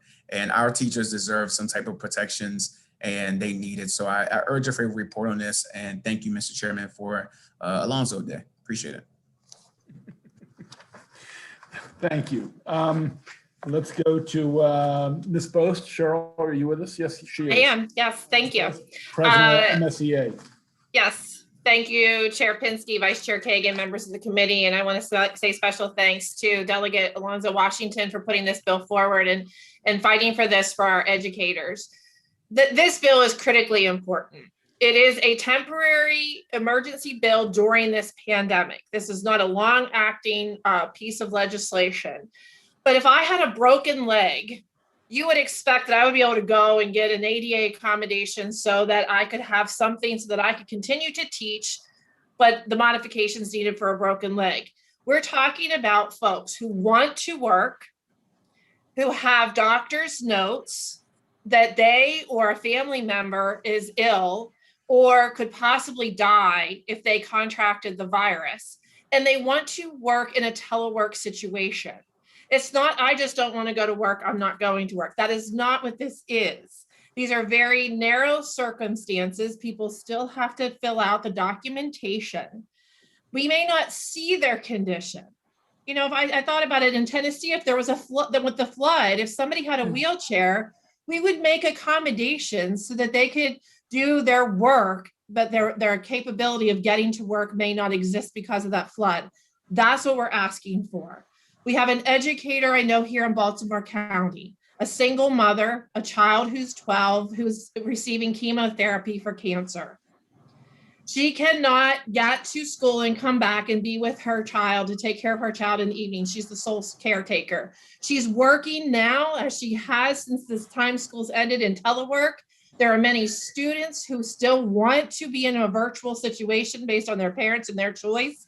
And she has been denied an ADA accommodation to still do telework, still work, but work out of her home so she doesn't bring the virus to her child who has cancer. Another teacher testified in the House from Washington County. Her fiance is paralyzed due to an unforeseen accident and is very immune suppressed. She was working telework until the system opened up and they said, you either have to come to work or you have to take leave. We will not allow you to do a telework situation. Meanwhile, several of the students on her caseload are still virtual. So they just want her in a classroom, but teaching virtual instead of allowing her the telework. So she's had to take leave. We have several systems who are just doing blanket denials. They're not going through the iterative process of having a conversation with these folks to see what their medical documentation is and how they can still do their job or some type of their job and still be safe as we're coming out of this pandemic. As someone who personally has a kidney transplant, I am immune suppressed. I would not have been able to go into a situation until I had my second vaccine, which luckily I've been able to get. This is what we're asking for, these unique situations that unfortunately our school systems are not recognizing, are not taking the time to have the conversations. And that's why we need this emergency piece of legislation. As Delegate Washington stated, we may be in a fourth surge where people are not protected. Luckily, many of our educators are vaccinated and we're getting vaccinated each day, but not everybody is there. These are unique situations. It's not an across the board, everybody who wants to stay home stays home. That's not what this is. And it is a needed piece so that we can keep our employees, as we're already facing shortages for coverage. We encourage a favorable support of this piece of legislation soon. Thank you. Thank you, Ms. Boast. Christine Wilkin, please. Hello, thank you. I have to admit, I was reluctant to appear today, but this was so urgent. I'm here as a parent and as a teacher. My school is Eleanor Roosevelt High School in Greenbelt, Maryland, and my school was built largely without windows in 1976. And currently our HVAC system is our only means of ventilation. So in Prince George's County, they've purchased MERV 13 filters and they conducted air quality tests with the CARES grant in January. The staff at my school is very concerned about the results of the air quality tests. We're particularly curious about the air exchange rate. In order for the MERV 13 filters to work properly, the air should be exchanging in the room 7 times per hour. I mean, ideally, there would be 20 minutes in between classes for the air to exchange with the air outside. But my school operates on an 8-period schedule with students moving freely throughout the school and transitioning every 45 minutes. And the staff at Eleanor Roosevelt High School have yet to receive reassurance that we have proper ventilation in our building. So air purifiers were ordered by the county with a second round of stimulus in March, but that order is backlogged, and we have no idea when we're going to receive this necessary mitigation measure. Prince George's County is in the red zone. We are not even really supposed to be open at the middle and high school levels. We're open on the basis that we're going to be mitigating the risks. But from the ground level, I can tell you based on my school going over the MSCA health and safety checklist, we're currently not violating CDC mitigation measures. 70% of families share the same sentiments that it's too soon to be reopening, and they're keeping their students home. But teachers, they don't have that choice. Teachers would lose their teaching certificate and not be able to return to the school system for 3 years if they resign. So every single teacher in Prince George's County Public Schools was forced to return to the classroom. And this has created for a hostile work environment at our school. The teachers are terrified to be back at work, get sick, and bring the disease home. And worse, they're terrified of bringing the disease to work and getting their whole class sick.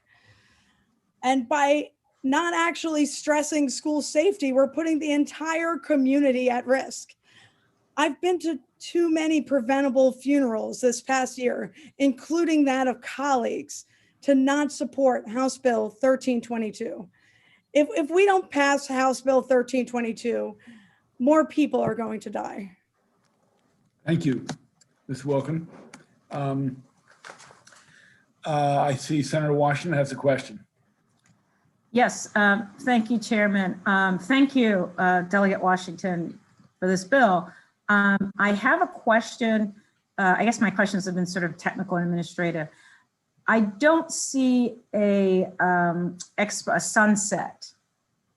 So if we enact this, this would be a ongoing, or you're just saying during the, yeah.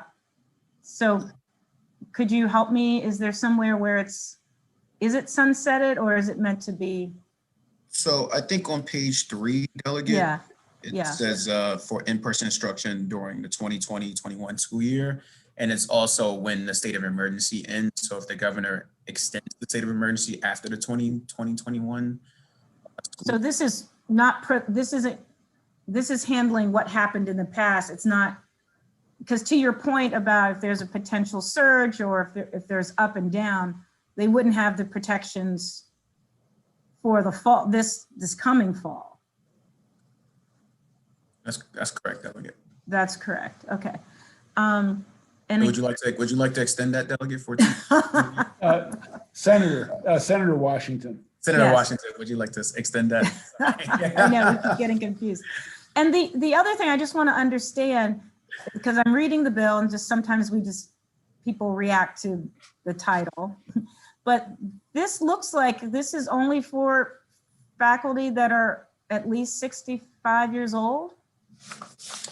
Yeah, it says in here. So it's not a 30-year-old, 40, 50. This is, you have to be 65 years old, or are these ORs? These should be ORs. Okay, so you're either 65 or you have an underlying condition, or you live in a household with somebody who's 65. Yep. There are ORs under 65, but the lift of 1, 2, and 3, if you look in line 35, is an and. So I think the implication, and Ms. Goodman jump in, is at least 65. Then you go down to number 2, has not received the full course and chooses not to return. So under 65, there are some conditions. So, okay. So again, thank you for that. So not every 65, I'm just trying to, because I'm anticipating, resistance that just says, it'll just decimate the workforce and no one will be on the job. So there are criteria. Do you have some sense of what proportion, of our public school faculty fit this description? Is that?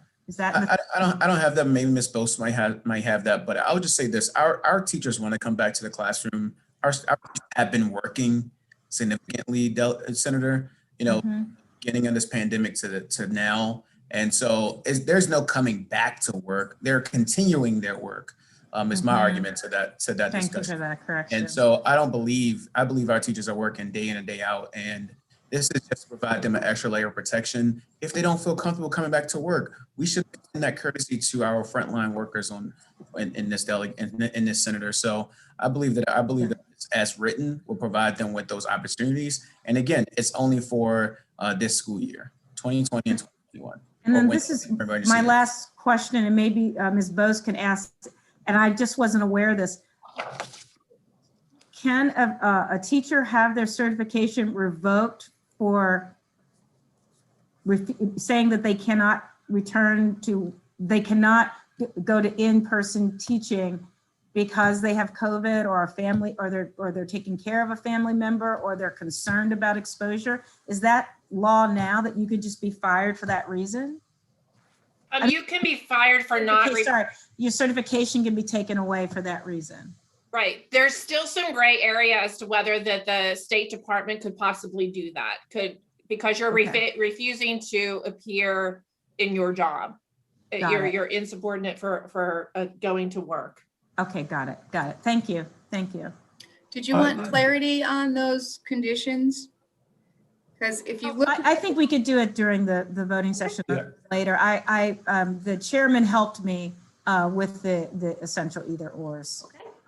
Again, I guess I just want to say again, thank you for this, because we've been making all kinds of accommodations and for businesses and other workers and our healthcare workers. And it's nice to see a contemplation about how to help teachers as workers in addition. So I appreciate that. Delegate Washington, I do have one question, and not to wordsmith. The bill says has not received the full course of the vaccine. What about if someone has chosen not to get the vaccine? That's also covered under this too.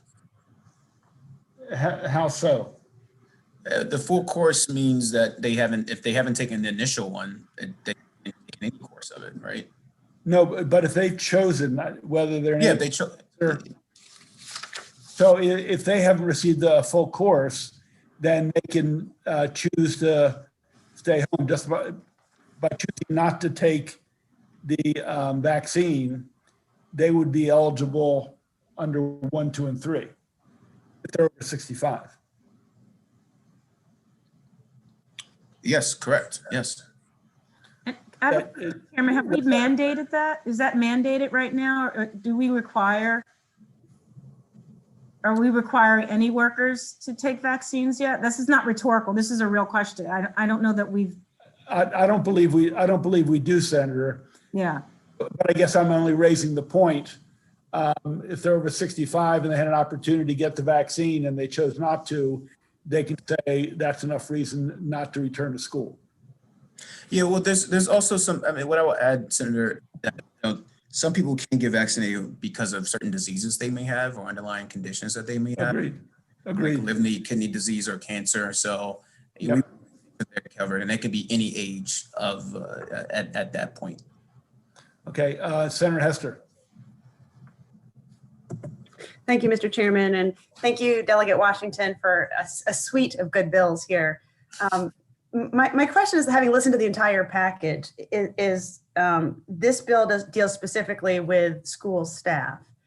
In terms of the kids who are coming into the classroom, do you have any perspective on whether or not there'll be any negative consequences for the kids if they say that they want to stay home? I mean, I know that's not directly addressed here, but just in the context of not wanting somebody with an underlying health condition to be penalized.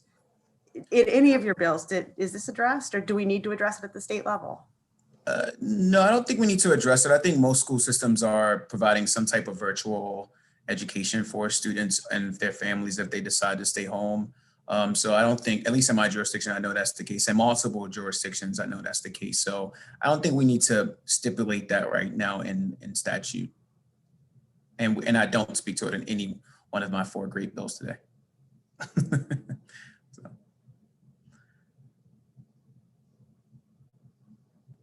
That completes the hearing on the 4th and final Washington bill for the day. I'm afraid to look at our schedule for tomorrow. But thank you, Delegate Washington, for joining us today. Thank you. sure they haven't moved too much important business in Ways and Means absent your appearance back in the committee. Thank you. Now we're going to some shorter ones. We have Delegate Forbes, and she is the only witness, so we may actually move a little more rapidly. House Bill 468, Delegate Forbes, Baltimore County School Board Nominating Commission Vacancy Procedures. Welcome to EHE. Thank you, Mr. Chairman, Madam Vice Chair, and members of the committee. I'm Delegate Kathy Forbes, and I'm grateful for this opportunity to present HB 468, a bill that will set procedures for the Baltimore County School Board Nominating Commission to fill single vacancies. A little bit of history. Prior to 2018, the Board of Education for Baltimore County was made up of 11 members. All 11 were appointed by the governor and 1 student member. As a result of legislation passed in 2014, a hybrid school board, partially elected and partially appointed, was created. First seated after the 2018 election, our school board includes 7 elected members, 1 from each of our existing councilmanic districts, and 4 at-large members appointed by the governor. The bill that created this hybrid school board also created a school board nominating commission.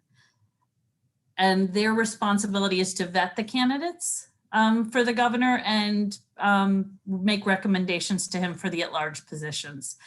The School Board Nominating Commission has 19 members, members from each of our state legislative districts, and 10 stakeholder groups, including the local NAACP, the local League of Women Voters, and the local Chamber of Commerce. The Teachers Association of Baltimore County all hold seats on the nominating commission. By all accounts, the nominating commission works as it should. They did their due diligence. They interviewed more than 40 candidates. They passed 9 names to the governor, and for the at-large seats, he picked 4 candidates. What happens next is what necessitated this bill. 10 months into his first year of serving, we had a sad and untimely death of a sitting school board member. And the nominating commission realized the original legislation didn't speak to what to do in that case. And so I worked with members of the nominating commission to come up with this bill. With the existing language in the bill, it took them 5 months to seat a new member on the school board. And we're hoping to shorten that time with this legislation. The original bill called for 3 meetings in 3 different areas of the county to announce information about how to apply for the school board and what the responsibilities of school board members are. And this bill's before you today reduces that to 1 meeting, but that 1 meeting will be live streamed and archived on the school system website. So candidates that are late to the process can still get all the information that's shared in that meeting. The other part of this bill is what I call building the bench. As I shared, the nominating commission took 9 names and sent them to the governor, and he picked 4. It would allow those 5 names that were fully vetted and by all accounts excellent candidates to remain, their files to be reactivated in the case of a midterm vacancy with their permission, of course. And we don't want them to be lost to the process. And this bill will hopefully streamline the process, and it will also be kinder to our 19-member nominating commission and respectful of their time. So I'm happy to answer any questions, and I ask for a favorable report. Thank you, Delegate Forbes. Any questions for the good delegate? Seeing none, that concludes the hearing on that bill. On 468, we will now move to HB 700. Madam Vice Chair. Thank you, Mr. Chair. Welcome, Delegate Ruth. We have House Bill 700, Education, Crimes on School Grounds Exemptions. You will kick us off, followed by Michal Gross from the Maryland Office of Public Defender and Meredith Weber, a PhD in NCSP. So please welcome Delegate Ruth. Good to have you in EHE. Thank you, Madam Chair. Members of the committee, for the record, Delegate Sheila Ruth presenting House Bill 700.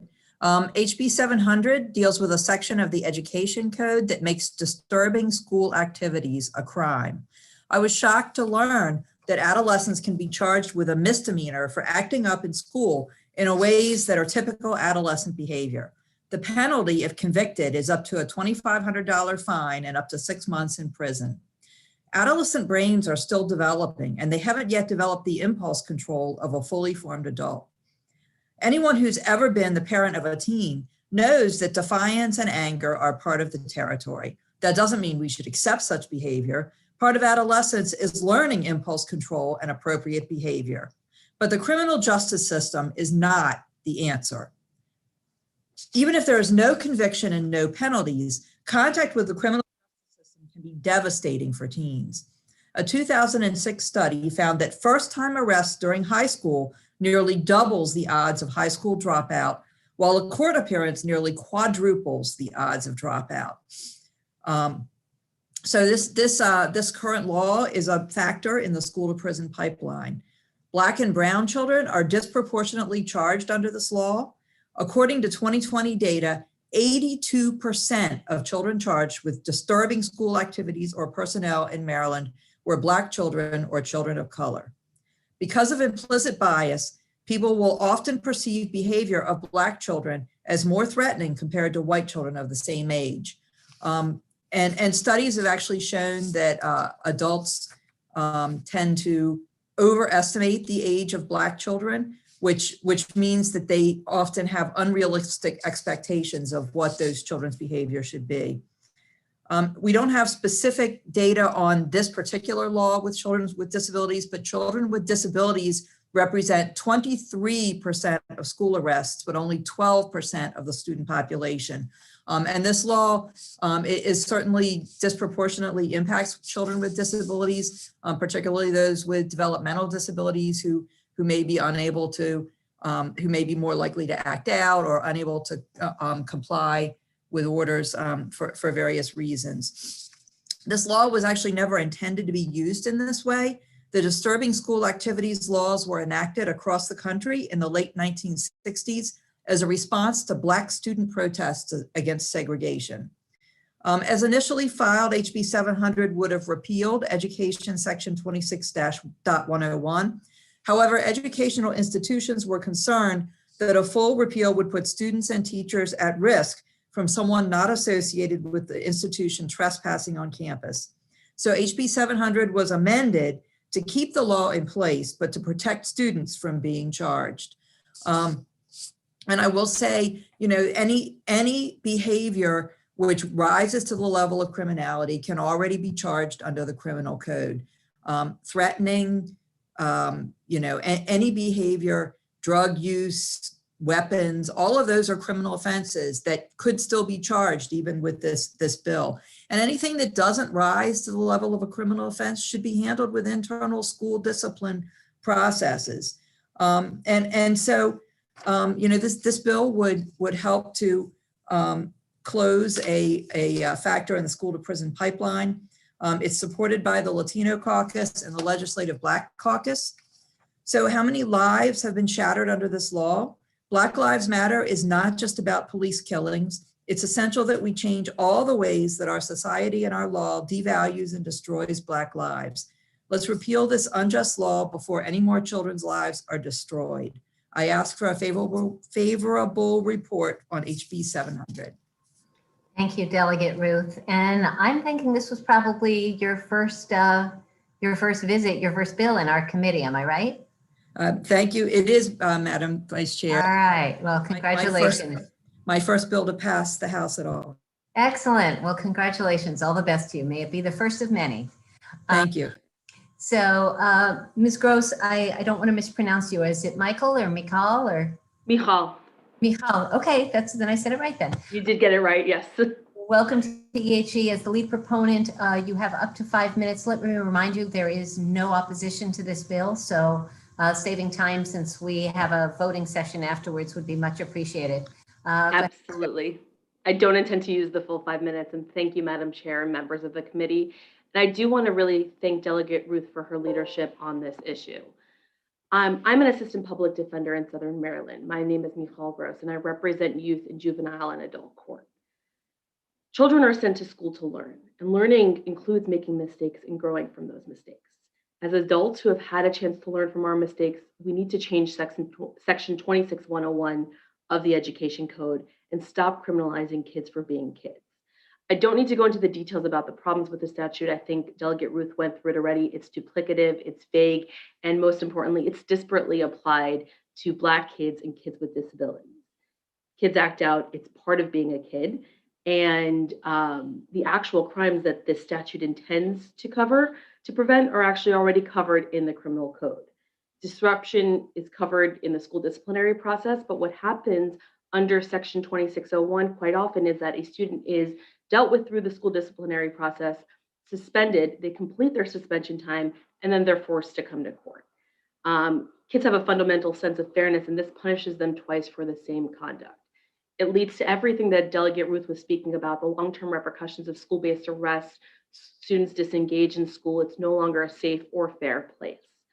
The language in this bill also includes vague language related to threats.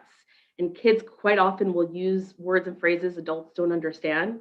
If adults react with zero tolerance, they won't ever build the positive relationships that help kids grow. They won't ever have the opportunity to discuss the student's intent or why they're frustrated, so there are no lessons that are learned and the issues remain unresolved. None of this is hypothetical. These are real problems across the state. As you can see from reading through my written testimony and the written testimony of my colleagues at the Office of the Public Defender, there's a racial disparity. As Delegate Ruth mentioned, 82% of youth charged for disturbing school activities or personnel in 2020 were non-white children. And similar disparities exist in individual counties, which I think is outlined a little bit more in detail in the written testimony that was submitted from public defenders in various jurisdictions across the state. And the charges that we're talking about are based on normal behavior in school settings. We've seen cases where it's a student arguing with a teacher, it's a food fight, normal adolescent pranks, and all of these are criminalized and prosecuted under 26101. I will end with the story of a client that I represented. His name is DJ. He is a Black special education student who was in 9th grade at the time. He was charged with disturbing school operations for roaming the school halls instead of going to the office. I watched the video of the incident, didn't see anyone disturbed. Everyone just went about their normal business at school. But according to the school resource officer, the school police officer, there was a disturbance. He said that the art teacher closed the door to the classroom and the yearbook staff stepped aside when DJ walked through the halls, followed by police and an administrator. It's not just an issue that DJ was charged. The police officer pushed DJ into the lockers, knocked him to the ground using a takedown move, and then paraded him throughout the school in handcuffs. The Department of Juvenile Services closed that case at intake because they said the behavior had been managed through the school disciplinary process. DJ had been suspended, but the school police officer appealed that decision, and DJ was forced to come to court for not going to the principal's office when he was told to do so. I asked this committee to do what the House did, put a stop to this and ensure that there are no more DJs, no more children who are pushed out of school and funneled directly into the school to prison pipeline for acting like a kid. And I'm here for any questions that the committee might have. Thank you very much, Ms. Gross. Ms. Weber, you get up to 2.5 minutes. And again, there's no opposition to this bill. Welcome to EHE. Thank you so much. My name is Meredith Weber. I'm a licensed psychologist and a certified school psychologist. I'm here to also speak in favor of this bill. And I would like to add that my colleagues in the Maryland School Psychology Association also fully supported and have submitted written testimony. As we know, there's many reasons students can be disruptive or disturbing in school. They range from difficulties with the academic materials, social skills deficits, communication difficulties, emotional or physical distress, symptoms of trauma, or just having a bad day. There's many things we know now about learners that we didn't know when the language referenced in this bill was written, and I'm going to just briefly elaborate on some of them. One is about the adolescent brain, like Delegate Ruth said. We know that the human brain doesn't actually fully mature when it comes to decision making really until our mid-20s. And the adolescent brain is notorious for immature judgment, immature decision-making, coupled with enhanced pleasure centers, right? So the combo has been described as kind of like giving someone a sports car with a faulty braking system. The good news is that there is a lot we can do to help teens. Their brains are really malleable. We also know that, in order to change behavior, you have to teach new skills and behaviors and not just punish. That's ineffective. We know trauma is a lot more pervasive than we previously thought. It can include stressors like exposure to violence in your neighborhood, being the target of institutional discrimination. And we know that it affects learners in so many ways. It affects working memory, the ability to stay in your seat, the ability to attend and make good relationships, all of which impact your school behavior. This is why so many districts across the country have shifted from zero tolerance policies around school behavior and discipline to trauma-informed practices. And trauma-informed practices really are just a series of evidence-based interventions that help all learners. And they focus on things like positive school climate, improving student-teacher relationships, teaching conflict resolution and problem-solving skills, such as in restorative practices. So we know these are helpful. And then the last thing I just want to talk about for a minute is bias. And I know this has come up a lot today. Some of what we unfortunately know about how this kind of works its way into school is that there's been some research by the Georgetown Law Center about the way that adults in schools sometimes view students. And as Delegate Ruth referenced, there is unfortunately a tendency to see Black boys and girls too, ages 5 to 14, as more adult than their white counterparts. And as a result, less in need of support, more culpable, less in need of protection and programs that will help them. And unfortunately, we know this bias continues in the juvenile justice system too. Black defendants are referred to diversionary programs at a lower rate than their white counterparts. So when this bias starts to seep into school discipline is when it's subjective and it's vague, and that's the language this is trying to address. So we want to, make sure we're preventing it by not having it be subjective. Finally, I think all of this was important if we were talking about it last year, but we know because of COVID, all of our students have experienced some level of loss and instability, and that wasn't distributed equally either. And we know that the students who may come from communities that have been the hardest hit by this pandemic may also be the ones most vulnerable to being disproportionately impacted by inequitable discipline. So I think this bill is coming at a time when it's going to be so important. Thank you, Ms. Weber. Thank you for your testimony. Senator Carrozza has a question. Thank you, Madam Vice Chair. And this would be to the delegate. It's more of a clarification question. The opposition testimony was from the Maryland Association of Boards of Education and the Maryland Association of Community Colleges. Was that in opposition to the original bill? Yes, yes, Senator, that was in opposition to the original bill.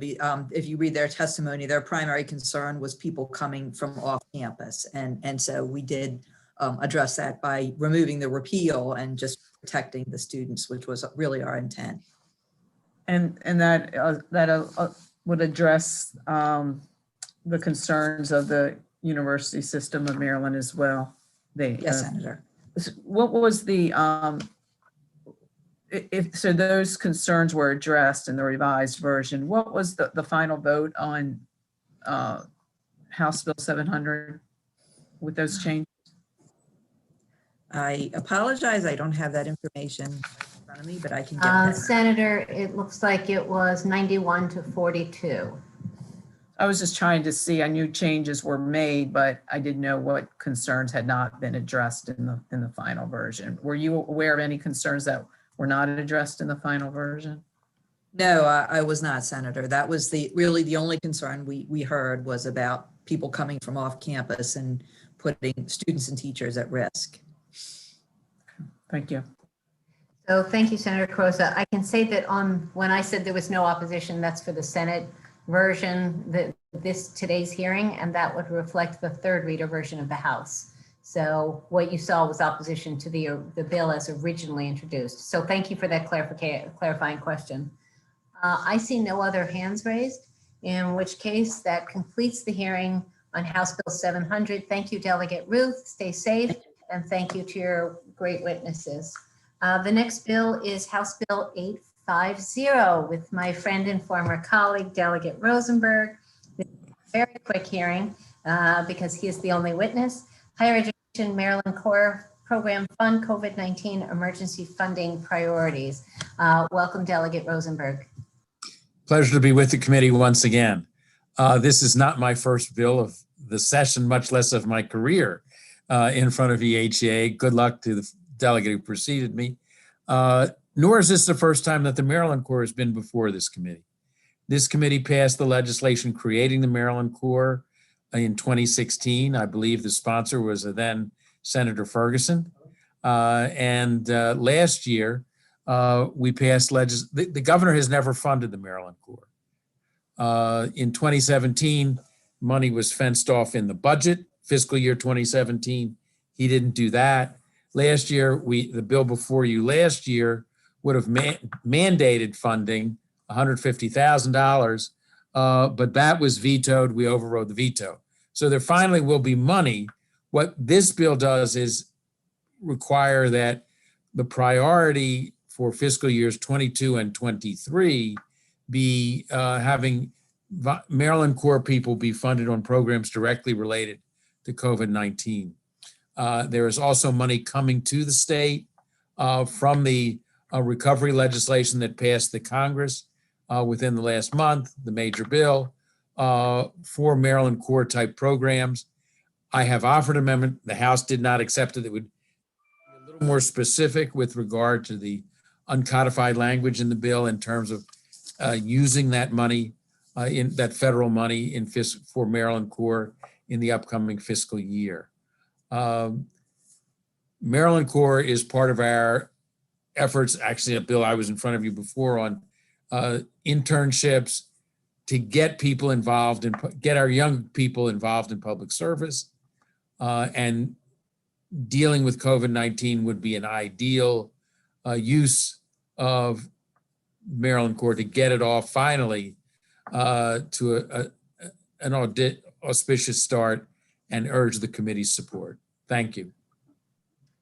Thank you, Delegate Rosenberg. I'm going to call on myself for a question. If you could just clarify, you keep referencing the Corps, but nothing in the bill or in your testimony makes clear exactly. Can you just tell folks who may be watching at home and us who, what, where, when, how many, how much, what's the goal? Can you just talk about what sort of projects? Oh, okay. Well, this would be tracing, contact tracing, anything broadly speaking related to COVID-19 would be the focus. And they're based on the bill that the veto we overrode, it is now a mandate for $150,000 in budget that would be both for staff and I believe, well, no, the federal government would probably be providing the money for the salary. So we've got federal money coming in, but we want to make sure it gets spent well. And yes. And Bill would focus that spending on health-related efforts, COVID-19 specifically. I hope it was responsive. Stipends and scholarships. Okay. Thank you. I see no other questions. Delegate Rosenberg, thank you for the bill and your persistence in overriding the veto. That completes the hearing on House Bill 850. Thank you. The next bill we have before us is House Bill 1141. Delegate Bodler, welcome. And then again, it's just a sponsor hearing. Baltimore County Public Schools air quality testing. Welcome, Delegate. Thank you, Madam Chair and members of the committee. I'm Delegate Joe Bodler for the record. And I'm here on behalf of House Bill 1141, Baltimore County Public Schools air quality testing. This bill I had introduced as a result of a school in our district in 2000. That was a legitimate point she raised.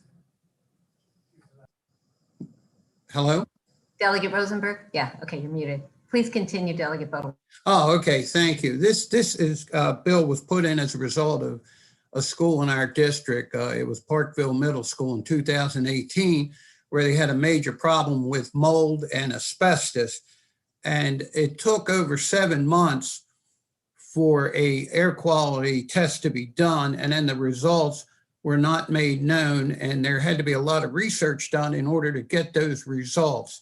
So all this bill will do is first we will make sure that the County Board of Education will retain the services of a qualified indoor air quality investigator to conduct any indoor air quality assessments that, that would be done. Now, this does not put on the school board a mandate that any complaint that's filed, that they would have to conduct these tests. That is left up to them.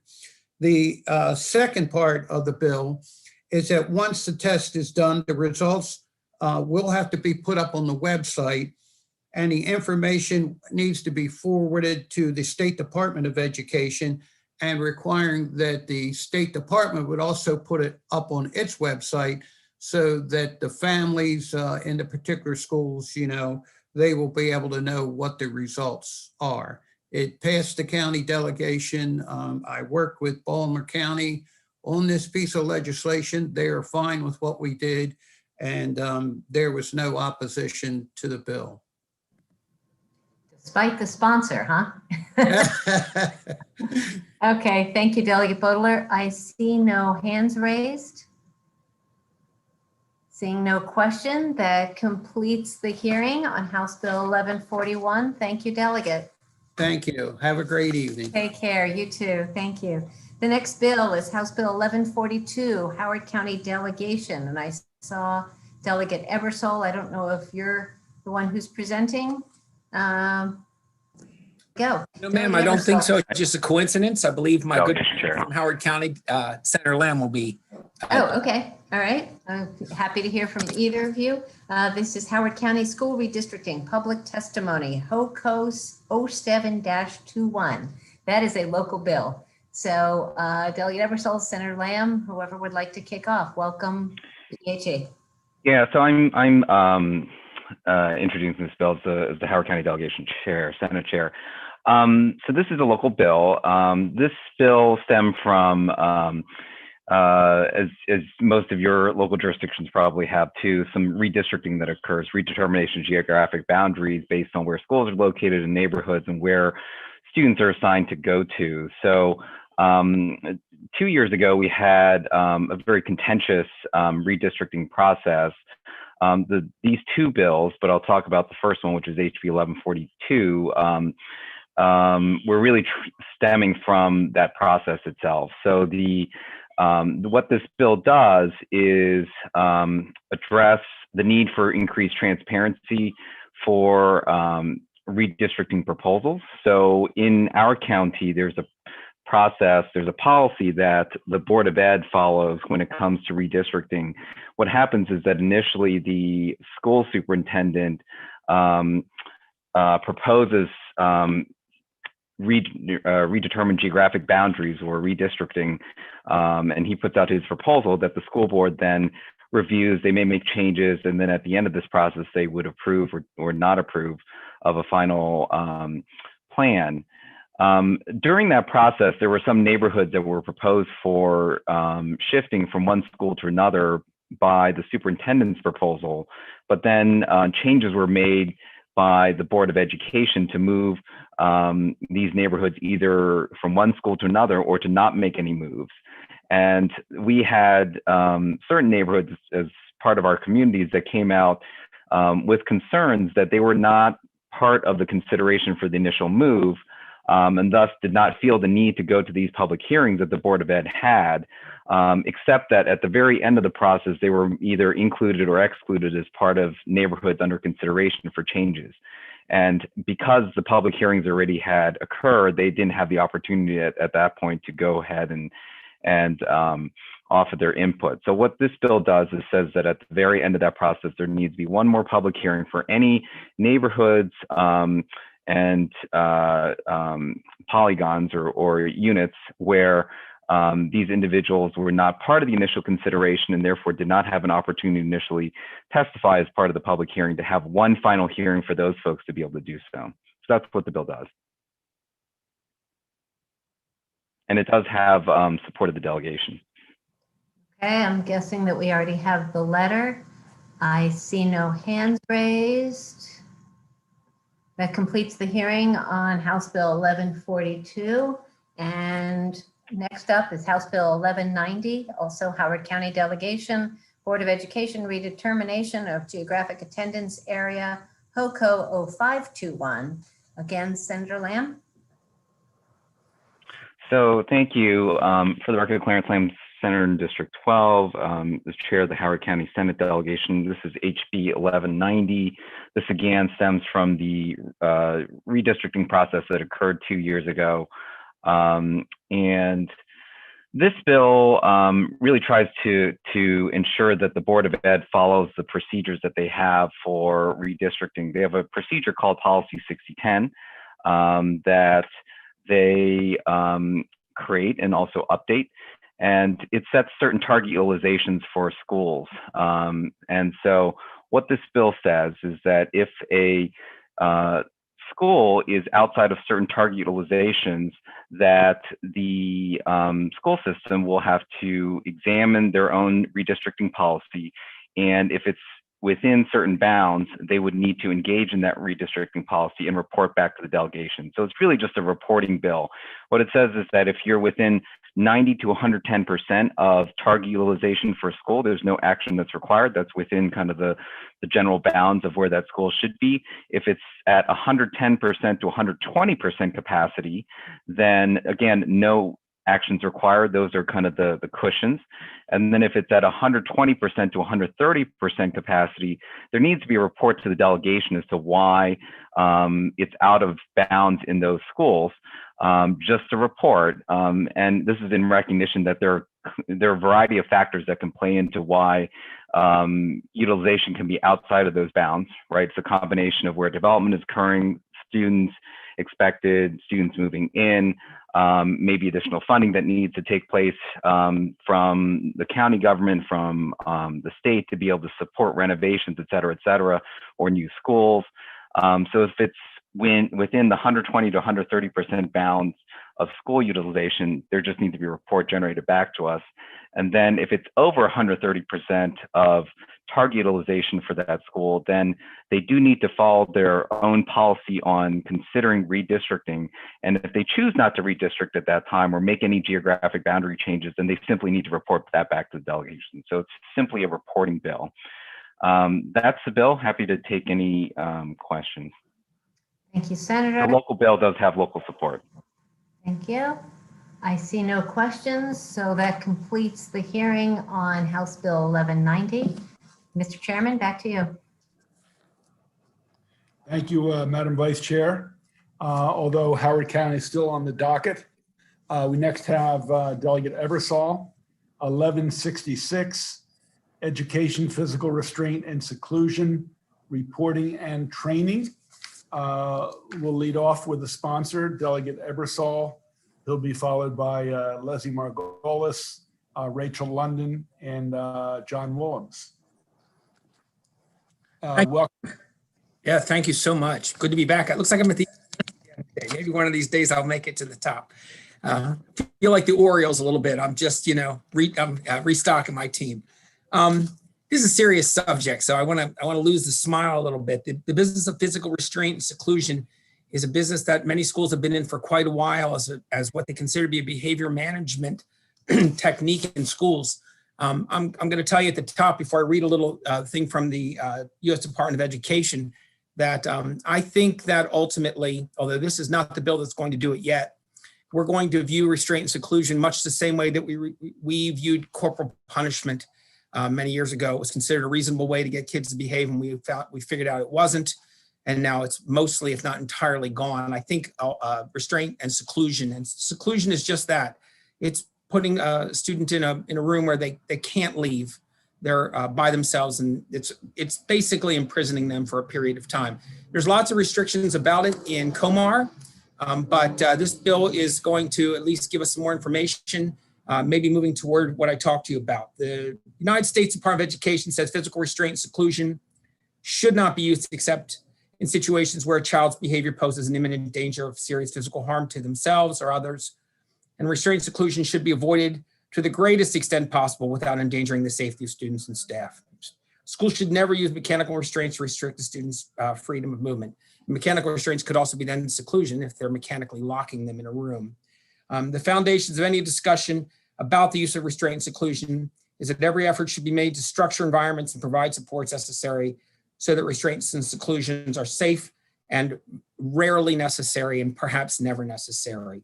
So House Bill 1166 basically in its current form sets up a reporting requirement which exists already, but it gets it to be more specific. At this point, the reporting mostly says that we want to see the number of incidents of restraint and seclusion. The reporting is a little more detailed in that it will look at specific students, especially not their names, but if there are repeated incidences, that will give us a better picture of how restraint and seclusion is being used and if it's being used appropriately around the state. There are lots of nice things in the bill, like, for example, if a school or a jurisdiction reports that there has been no restraint or seclusion throughout the year, well, we'd like to pat them on the back, but we do ask MSDE to go back and double check that information.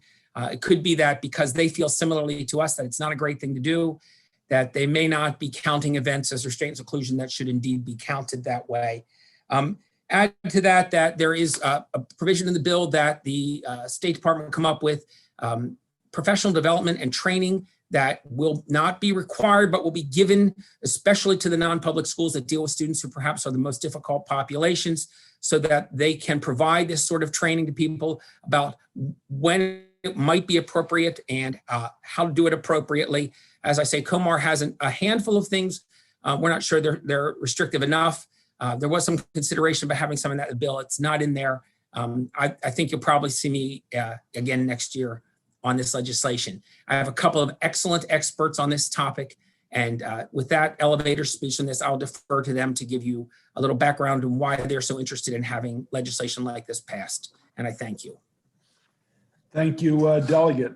Yes, we are used to having these expert witnesses before us, and they do a good job. Let's start with Ms. Margolis.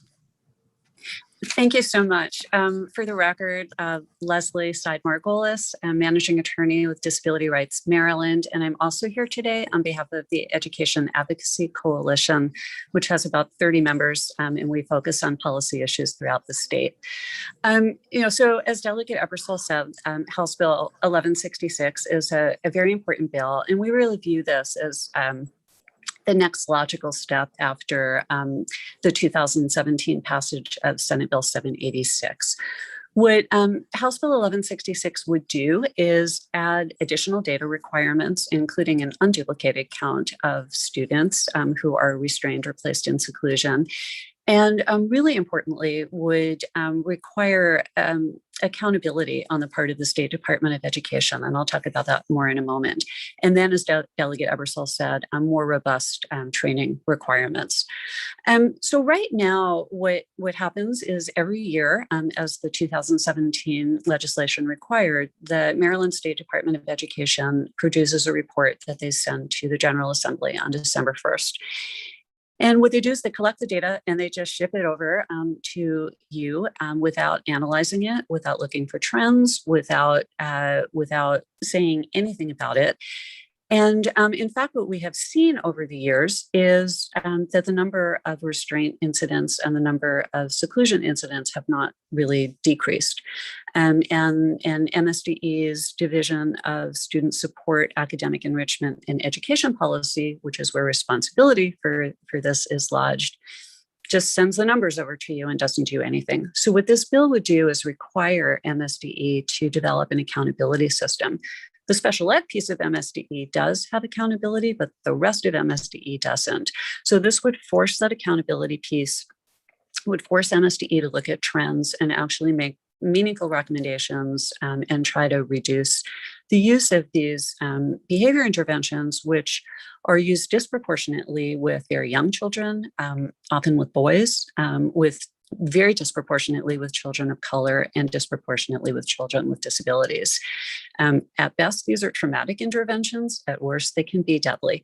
So we're really concerned that there has not been meaningful movement over the last few years to reduce these. I know Rachel London will talk about the training requirements, but we really are pleased that this bill includes requirements about trauma-informed intervention and evidence-based practices. And we think that taken all together, these steps in House Bill 1166 will move us forward in reducing the use of these really aversive interventions with students in Maryland. So thank you for your time. Thank you, Ms. Margolis. Ms. London, welcome. Good afternoon, Mr. Chair, Madam Vice Chair, members of the committee. I'm Rachel London, the Executive Director of the Maryland Developmental Disabilities Council.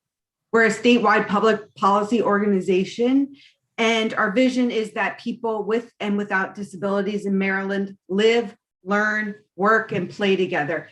I echo everything Ms. Margolis said, and I am going to take just a few minutes to talk about the importance of the training requirements that are in the bill. First, it requires that the state superintendent identify gaps in behavioral interventions, strategies, and supports. And it requires that the training addresses those gaps. And this is critically important. Often we see school districts conduct the same training again and again because they always have new staff coming on board. And while this is understandable, can't forget to also look at how best practices change and what might need to be done that isn't part of a training that's routinely conducted. It also requires the training to be evidence-based and include, as Ms. Margolis said, trauma-informed interventions. And this will keep the emphasis on practices designed to minimize the use of aversive means of behavior intervention. And finally, also important is the consultation with institutes of higher education. It's another requirement. Hopefully, this will lead to better communication about what's needed in the field, more effective teacher preparation, a remedy to the gaps that were identified in behavioral intervention, strategies, and supports, and ultimately a decrease in restraint and seclusion. And for all those reasons, the council strongly supports House Bill 1166. Thanks the sponsor for working so closely with all of us, and thanks all of you for your consideration. Thank you, Ms. London. Let's go to John Willems for MABE, then we'll take questions. Mr. Chairman, members of the committee, John Willems representing the Maryland Association of Boards of Education. This time of year, as the cherry trees are in bloom, I'm never sure how many opportunities I'm going to have to testify in support of something before you all, and so wanted to hang around today to do so. MABE endorses this bill as amended in the House. We believe, as my testimony says, that the approach taken under the bill represents the need to regulate, monitor, and hold school systems accountable for approving and administering the use of restraint and seclusion. That was certainly the intent of the legislation enacted in 2017. I've certainly enjoyed and learned from the collaboration and at times adversarial relationship with our special education advocates represented by Ms. Margolis and Ms. London, but believe this legislation represents a significant step forward and holds school systems appropriately accountable to implement these, yes, potentially harmful and traumatic practices in the best interest of students, and training is going to be key to making this transition happen. And so we urge a favorable report on the bill as amended, and on behalf of local school systems, we pledge to do better in this area and hope that the data reflects that. Thank you. Are there any questions for the sponsor, Delegate Ebersol, or any of the witnesses? I just have one. Mr. Willems, I know the bill was amended, which made it much more palatable and able to support, garner MABE support. Montgomery County Board of Education is listed in opposition. Do they remain so, or was that prior to the amendments, or do you not know? Mr. Chairman, I do not know. Okay, that's fair.